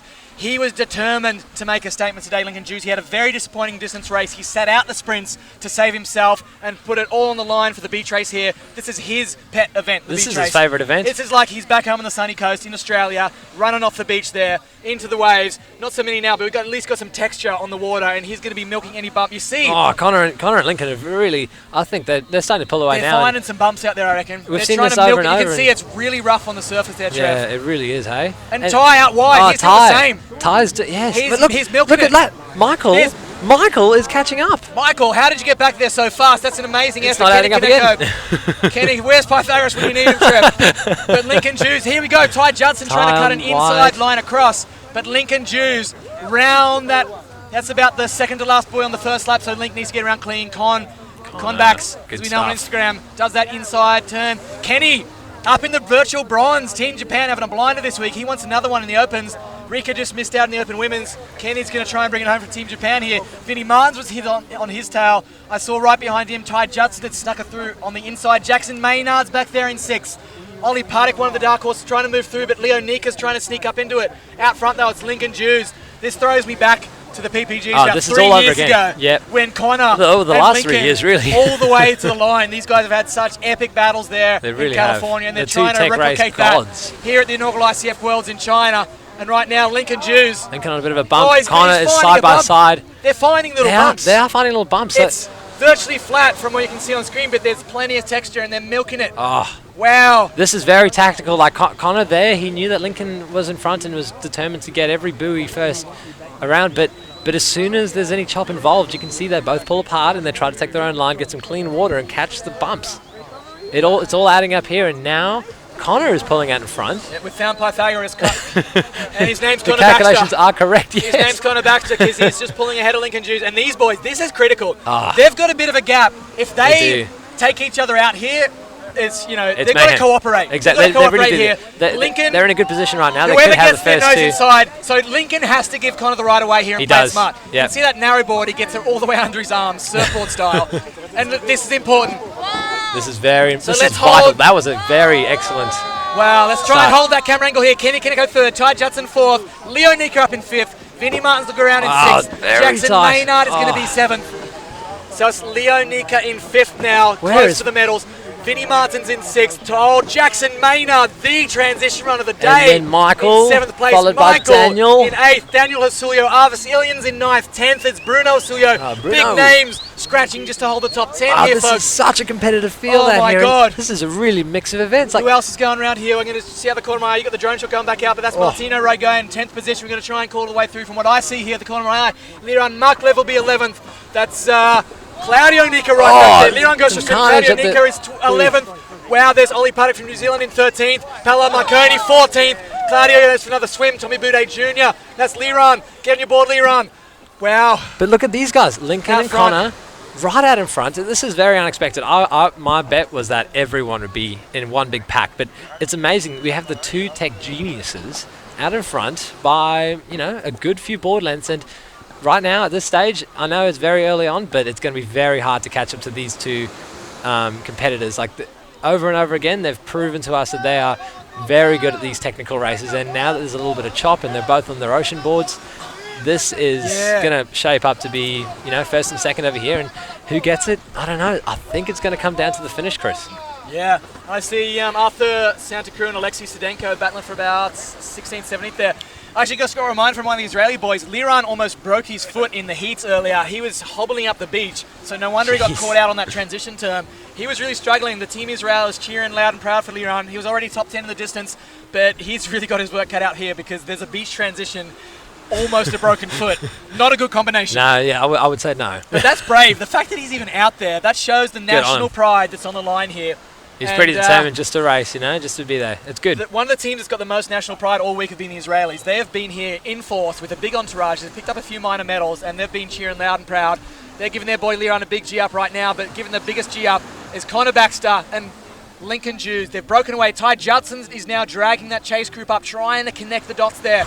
So Connor and Lincoln, they really need to work together here. They do. Because if they can shut the door on the boys behind if Ty them, catches up, it's going to be mayhem. But then it's a toss of the coin for who's golden silver. But look, if it Ty looks closes like they the gap, actually are, hey? he's going to drag 8 guys up to them. Oh, that's and just then chaos. From a 2-horse race, it's a 10-horse race. Exactly. So Connor and Lincoln almost need to communicate here and say, oi, we've gotta got go to shut it on this next leg. They've Because just got Ty, to team up, and then for the next 2 laps, just make a bigger gap. so Ty goes round. Kenny Kaneko still in the mix there in 4th. Going around in 5th will be Leo Nika. Vinnie Martin 6th. That'll be Michael Booth 7th. Getting caught up, Jackson Maynard. Jackson Maynard goes down for a swim. Arvis Ilians almost runs him over. Oof. Bruno Hosulio will be the beneficiary. He'll be able to get back up onto Jackson's tail. It's always this turning can. What is it with this golden buoy that is just messing everyone up? It's bumpy out there. Michael had a shocker before, and now... So that's 10 guys, and you see the next pack of the peloton. Oh, look at that shot. This is a great pretty angle cool here. shot there, actually. Lincoln Jews trying to break the field here. Connor Baxter on his tail, but we've got Kenny Kaneko. Kenny Kaneko, Leo Nick, and Ty Judson's doing the best of it. He's doing the work right now. He's pulling them all there. And this looks closer than they really are. There we go, back to the drone. That's a perfect drone shot. That shows the angles. That really shows off that. It's a good 3 board lengths there between Connor and Ty, you know, and you know, Connor and Lincoln are really milking the bumps. Yep, this is going to be a hectic second half of the race. Folks, this is the second lap of 4. This is the second. And we're not even halfway there. We're acting like it's the final lap. They're not even halfway through the race We're here. getting way too excited, Chris. But I can't help myself. This is an exciting race here. This is very full on. To finish the ICF Worlds, we've got a classic traditional SUP beach race. It's like old school, so I love it. I love it. And the beauty of it is right here at this venue, we can see everything at every turn. Yeah. It's just great. We're right in the middle of the action. Literally, the finish line is right here. It's 5 meters away from the sea line now. Well, now if I look crept up behind even me, more. we've got a front row seat because everyone else is standing right behind me. Yeah, we're literally, they're looking no at one's the getting monitor. in front of us. Thankfully, they've roped it up so no one stands in front of us. Yeah. We're getting spoiled here. Literally a front row seat, folks. This is fantastic. And our all-star production crew from the ICF is bringing this images around the Look at world that. for you. Ty's broken away from Kenny. Kenny's been paddling very strong lately, but Ty is breaking him. Yeah, that's about 5 board lengths from Connor's tail back to the nose of Ty's board. So Ty's in no man's land, and you're right, Kenny's about to get swallowed up by the chase group here. Ty's going solo. He's trying to, in the Tour de France, when you try and bridge your breakaway and sprint across. That's Ty's move right now. He actually wants to shut the door on the group behind him. He doesn't want to drag up 8 guys. I feel like we're watching the women's all over again here. This is, oh my God, this is exciting. So he wants to shut the door on the guys behind him. He knew he was dragging up 8 guys, and he realized, this actually doesn't do me any favours. No, exactly. I'd rather a 3-horse race than a 10-horse race. I'll go meet Connor and Lincoln. I think I'll go say hey to them. And then we can try and shut the door on the podium. But you know what? That's actually very hard to do. If you have 8 guys on your tail, you'd think that someone would stay with you. I mean, well, if one of them's Michael Booth for starters. Yeah, exactly. That's a scary person to have on your tail. And a rattled Michael Booth who went swimming on that first lap, and he would just be so fired up right now. He would have game face on, and he'd be up there. So that's Ty in 3rd, Kenny in 4th, Leo Nika right behind him in 5th, Michael Booth we just talked about in 6th. That is Daniel Hu still in 7th. Vinnie Martin's hanging on to the back there. Is going to be in 8th position, so these boys are trying to break away. A little bit of a gap back to the rest of the crew. Ty's going wide again. That's the second lap he's done that for. Jackson Maynard got caught up with the boy. Arvis Ilians next to him. Bruno Hosulio. That's about your top 10 right now. But out front, Lincoln just working. Look at the faces He's really down. got the concentration face on now, eh? Face down, just taking a quick peek where the next buoy turn is. Just trying to milk for it. Bumps. He's looking at the texture of the water, and he's such an intuitive ocean athlete, as is Connor and Ty. They'll know before a bump even arrives there's a bump arriving.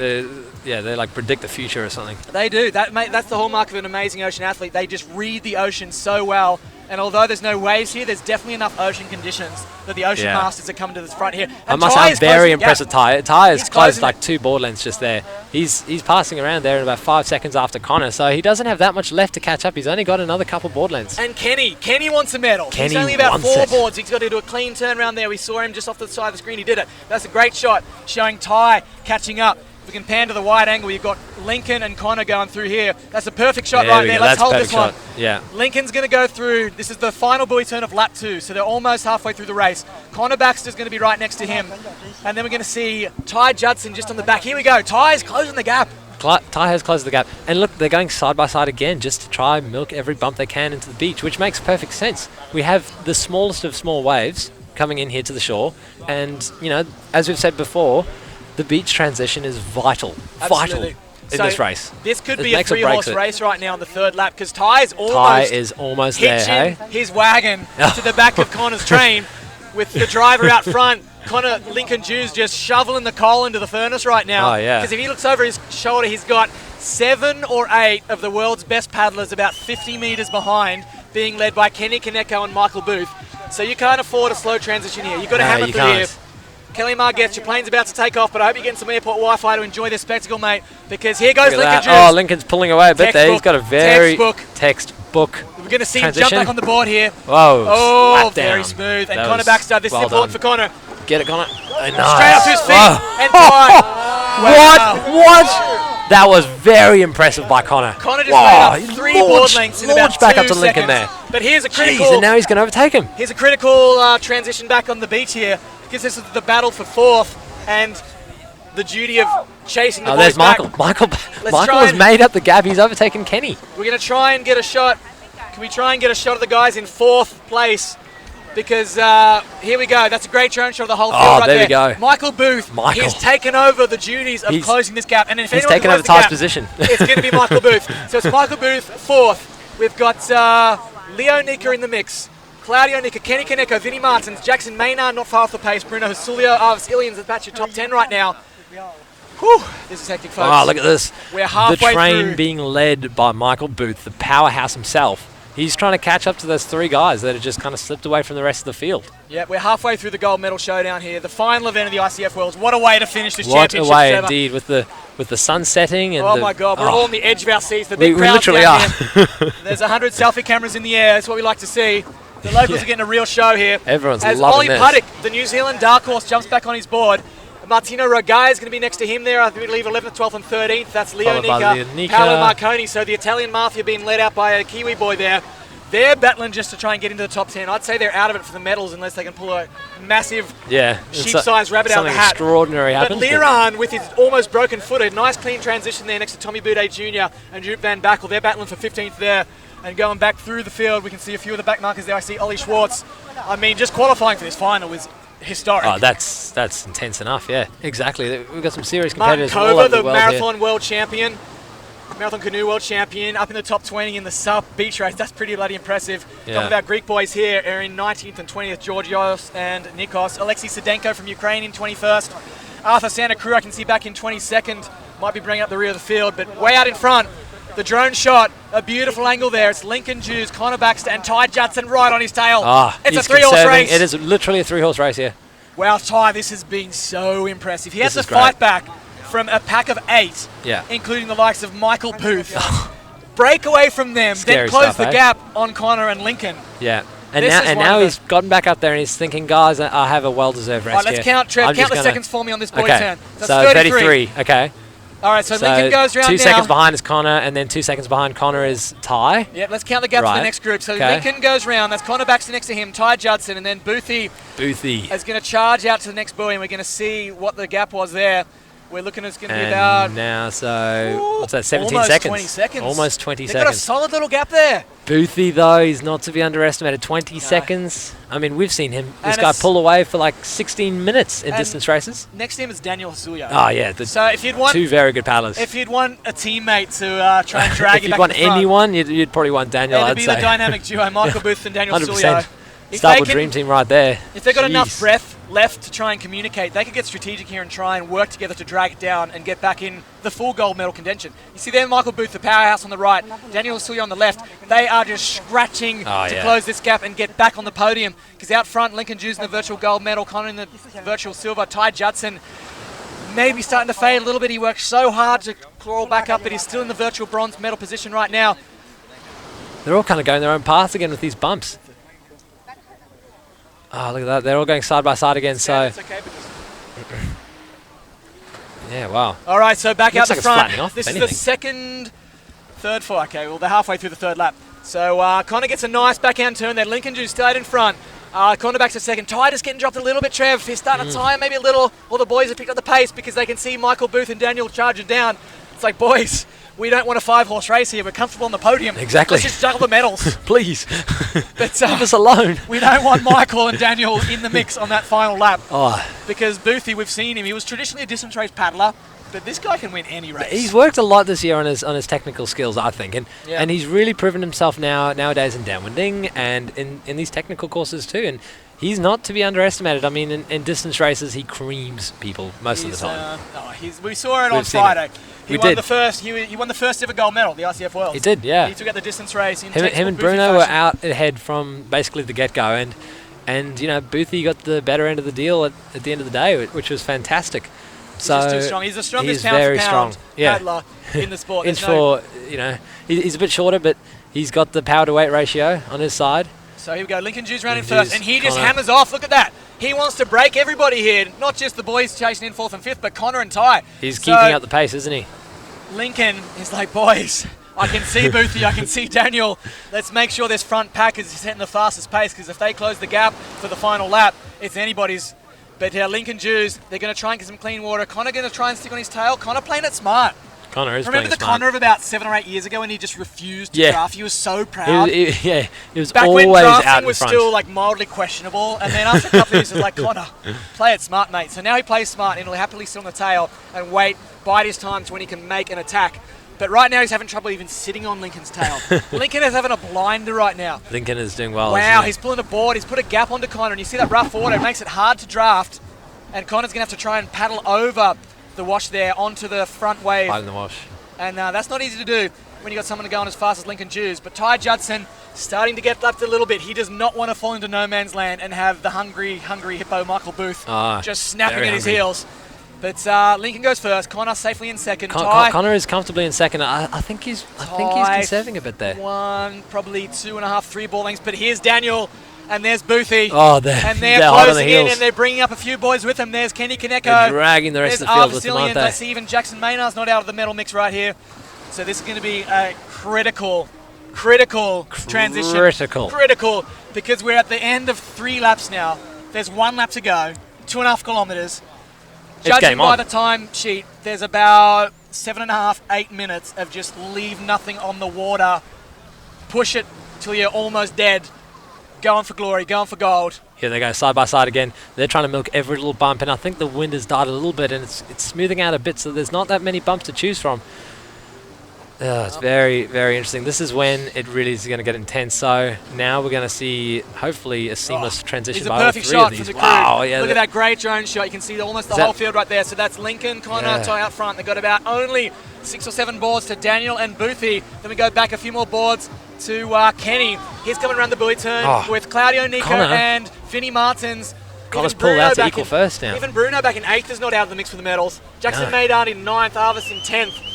But right now, Lincoln wants the inside. He wants the transition. Wants it. And he might have sensed just how quick Connor was on that last run. So here we go. We've got... all right, so Lincoln goes around the inside again. Let's see this, the all-important transition. They've got to jump back on their board as fast as they possibly can. Lincoln straight up. But Connor, look at that again. Wow, seamless from Connor.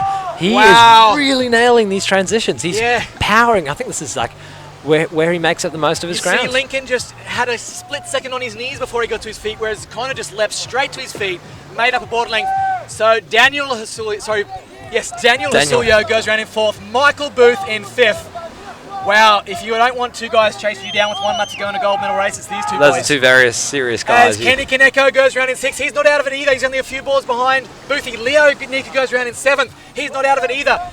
Vinnie Martins, he's not out of medal contentions. He's in 8th. And Bruno Hasulio, as we count down, 1, 2, 3, 4, 5, 6, 7, 8. Bruno Hasulio is 9th. Shows the calibre of the field.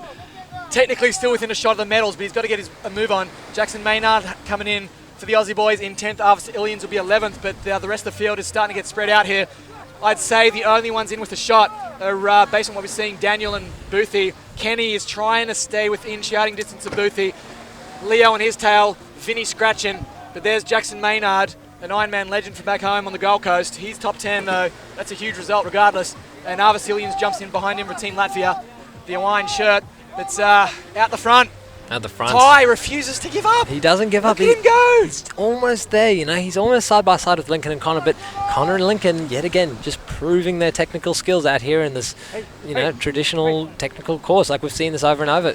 They're the 2 best in the world at this style of event, so it's very interesting to watch, and it's very intense to see. And here we go for the golden buoy, the unlucky buoy of the day, where we've seen few of a the boys few have been caught up failures. here. Hey, And this Michael is- getting pinned in there before. So this is where it's interesting, because these three boys are fighting for the gold, but then if they don't cooperate and if they take each other down like dominoes, then suddenly 4th and 5th could Yeah, move into Michael's the box just seat. going to eat them up. So- You can see Daniel in the corner of the screen Daniel just is hammering. Daniel's actually hammering. looking stronger than Boothie right now. Daniel's I looking think very Daniel strong. is the hungriest. He is the hungriest Hungarian you've ever met. Yep. The hungry Hungarian hippos out there going for Hungarian the hippo. Golden Boy gin. But here we go. You see, Daniel, that 4th dot in the middle of the screen, a beautiful drone shot of the whole city of Qingdao, but he's 4th. Then there's a few board lengths back to Boothie, a few more board lengths back to Kenny Kaneko. They're really in the middle there, Leo aren't they? Nico, then another big gap back to Vinnie Martins. He's getting dropped. Another big gap back to Bruno Husulio. So our big gap's starting to open up on the final lap. But the all-important Golden Boy on the final turn, they've got to play it safe here. If they go down, it's going to be open the door for Daniel. They all get around clean, and Lincoln starts hammering straight away. Lincoln Look at that. is going This for is it. where This he is knows to this make is his the move. time. There must be a few bumps left over out Oh, there. there must be. It He's- looks like it. He's going for it. He just picked up his cadence by a Connor's not good letting 10 him get strokes away a though. minute. Connor's on just his still tail. sitting there. He's conserving. He knows it's going to come down to the very last few seconds. It totally is. It's happened again, and you know Connor's got some pretty serious beach skills. Like when he's the transitions getting off and on his boards, every time it's been seamless. Yeah. And I think he's just going to show us yet again, like, you know, can surf for now, sprint at the end. Him and Lincoln are side by side.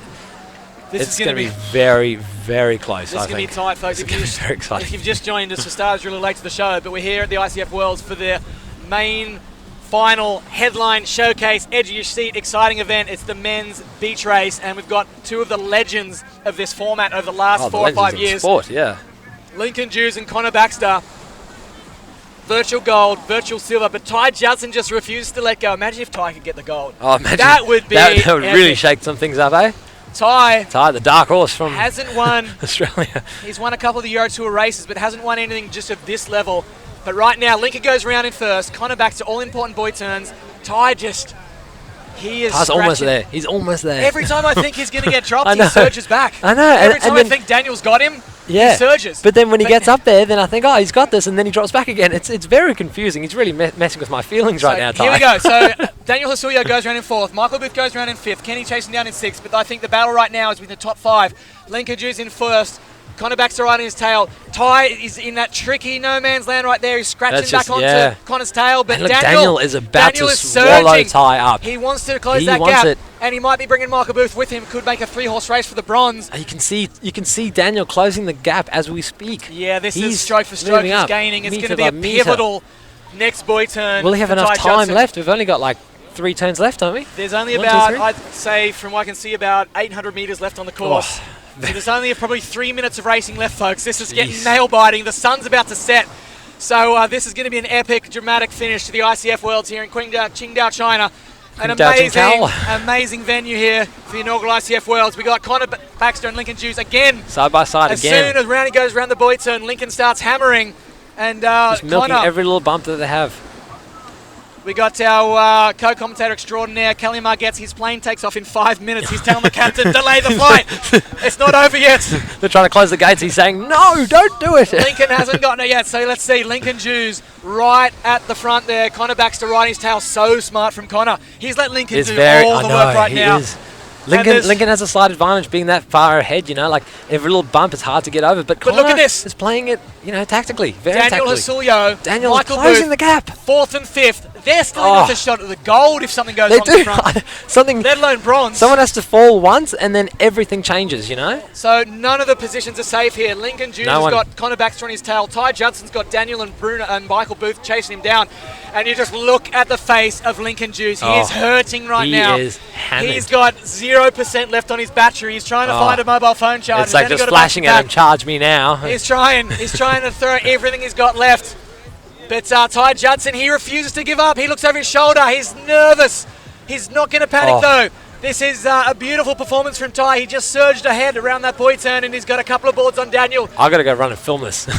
All right, Trev, jump out. You got filming duties. I'm going to try and call this home before I lose my voice. I got 0% as well. But Lincoln Jews is going to go around the final buoy turn here with Connor Baxter on his tail. And somehow Ty Judson has surged to be in gold medal contention. But here we go. like PPG's 4 years ago. It's going to be Lincoln Jews and Connor Baxter. Lincoln Jews and Connor Baxter all the way to the finish line here. We've got Lincoln stroke for stroke. Connor's trying to pull up next to him, but Lincoln still got it. Lincoln Jews pulling by about a board length now. Connor Baxter on his tail. He's scratching just to hold with him, but he's not going to be able to do it. Lincoln is pulling away. He wants that gold medal. He wants to hear the Aussie national anthem at the award ceremony, and he might be able to do it, but Connor gets a bump. Connor surges. It's only about a board length in it. Can Lincoln hang on? Can my voice hang on? Can Ty hang on? Here we go all the way to the line. Lincoln's got to take his waist least off. Connor's just got to take his leggy off. Here we go. Lincoln Jews has got about a board length. He gets it off. He's going to ride the line. He's going to claim it. Lincoln Jews, your ICF world champion. Lincoln Jews. Oh my God, folks, what a race. Connor Baxter gets second, and they immediately embrace. They've left nothing out there on the water, and an epic result for Ty Judson in the bronze. Oh my God, folks, how was that? That was exciting. Wow.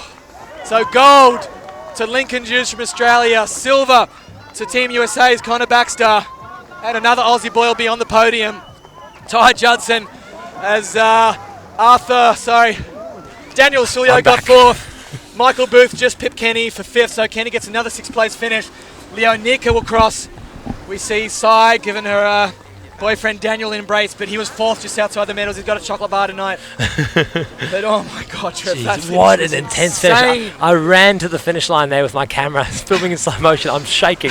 I'm just thinking, I hope I get this shot. That was a superb finish. One bump separating Connor and Lincoln, and I was thinking if Lincoln doesn't get this leg rope off in time, he's not going to make it. It was that close, and Connor had the biggest grin on his face at the end there. He was so happy for Lincoln, because Lincoln and Connor have had this technical battle between each other for as long as I can remember. PPG last year, PPG the year before, Battle of the Paddles. There's the boys. It's been all time. Oh my God, and the comments are flying through on Facebook. I've been too busy to look at the live stream, but all the crew from back in Queensland and around Australia, of course around the world, are watching this ICF live stream, and just officially 30 minutes flat. Lincoln there we go. I predicted it. I said 30 minutes. We said it was going to be roughly a 30-minute race. There you go. Trev. Wow. Oh my God. That was so close. So if you're on Facebook Live, I've just put up the live stream. Leave your comments. Leave your congratulations, and I'll pass them on to the boys that maybe at the after party tonight, the Sky Bar, if I've got any voice left. I'm on about 1% battery in my voice right now, Trev. As Ollie Puddick comes through, he's going to be just outside the top 10. It looked like Bruno Hosulio snuck through. Vinnie Martins, from what I saw, was 7th. Jackson Maynard would have got a top 10 finish. Paolo Marconi, he's about 13th there. Martin Coe, an epic drone shot. Still got a fair few competitors 14th. On the field, eh? But the big story, Arvsillian snuck into the top 10, I believe, or maybe just outside of it. So he's had a great week here at the ICF Worlds. He has. The 5th place in the sprints yesterday, 5th or 6th. Yeah. Claudio, not his best day today. He already picked up a silver medal. But we're going to jump straight down to an interview with our legend, our champion, Lincoln Jews. He's taking it out. Oh my God. Yee-hoo! He's standing meters away from us. And when we're ready to jump down, we're going to get a quick word with Lincoln. Lincoln Jews, because, that was oh my God, gutsy that was race. Epic. Mate, you're a world champion. We'll wait till the camera goes down there.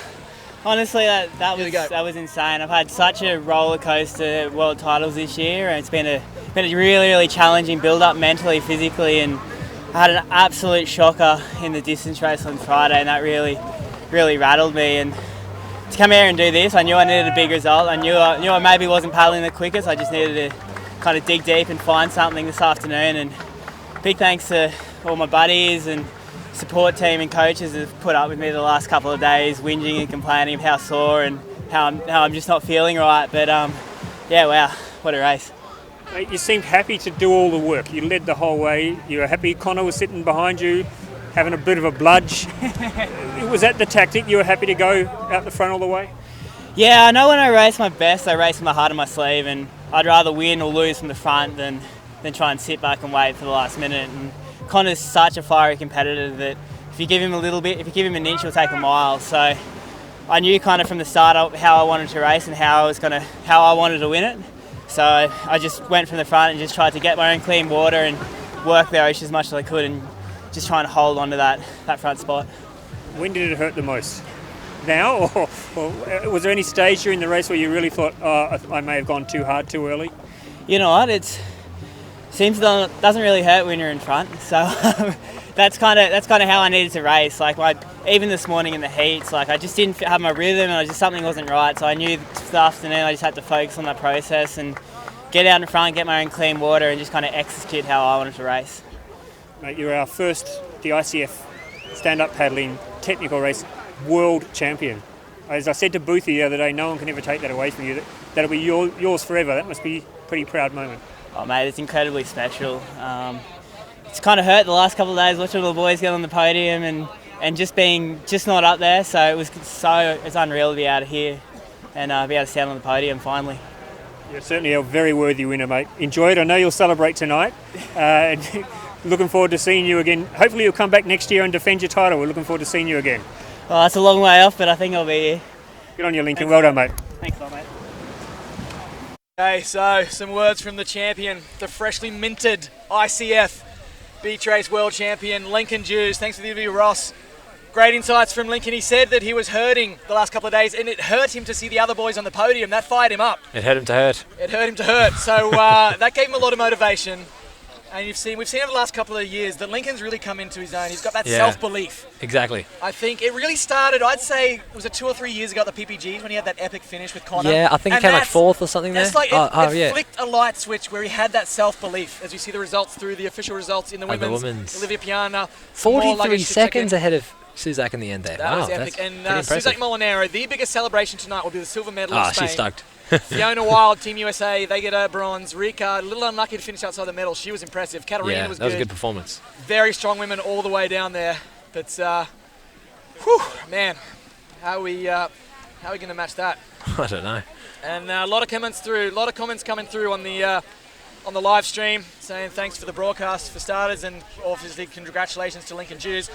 I'm not going to claim any of the credit for this broadcast. We want to say a big thank you to the ICF for putting on this match.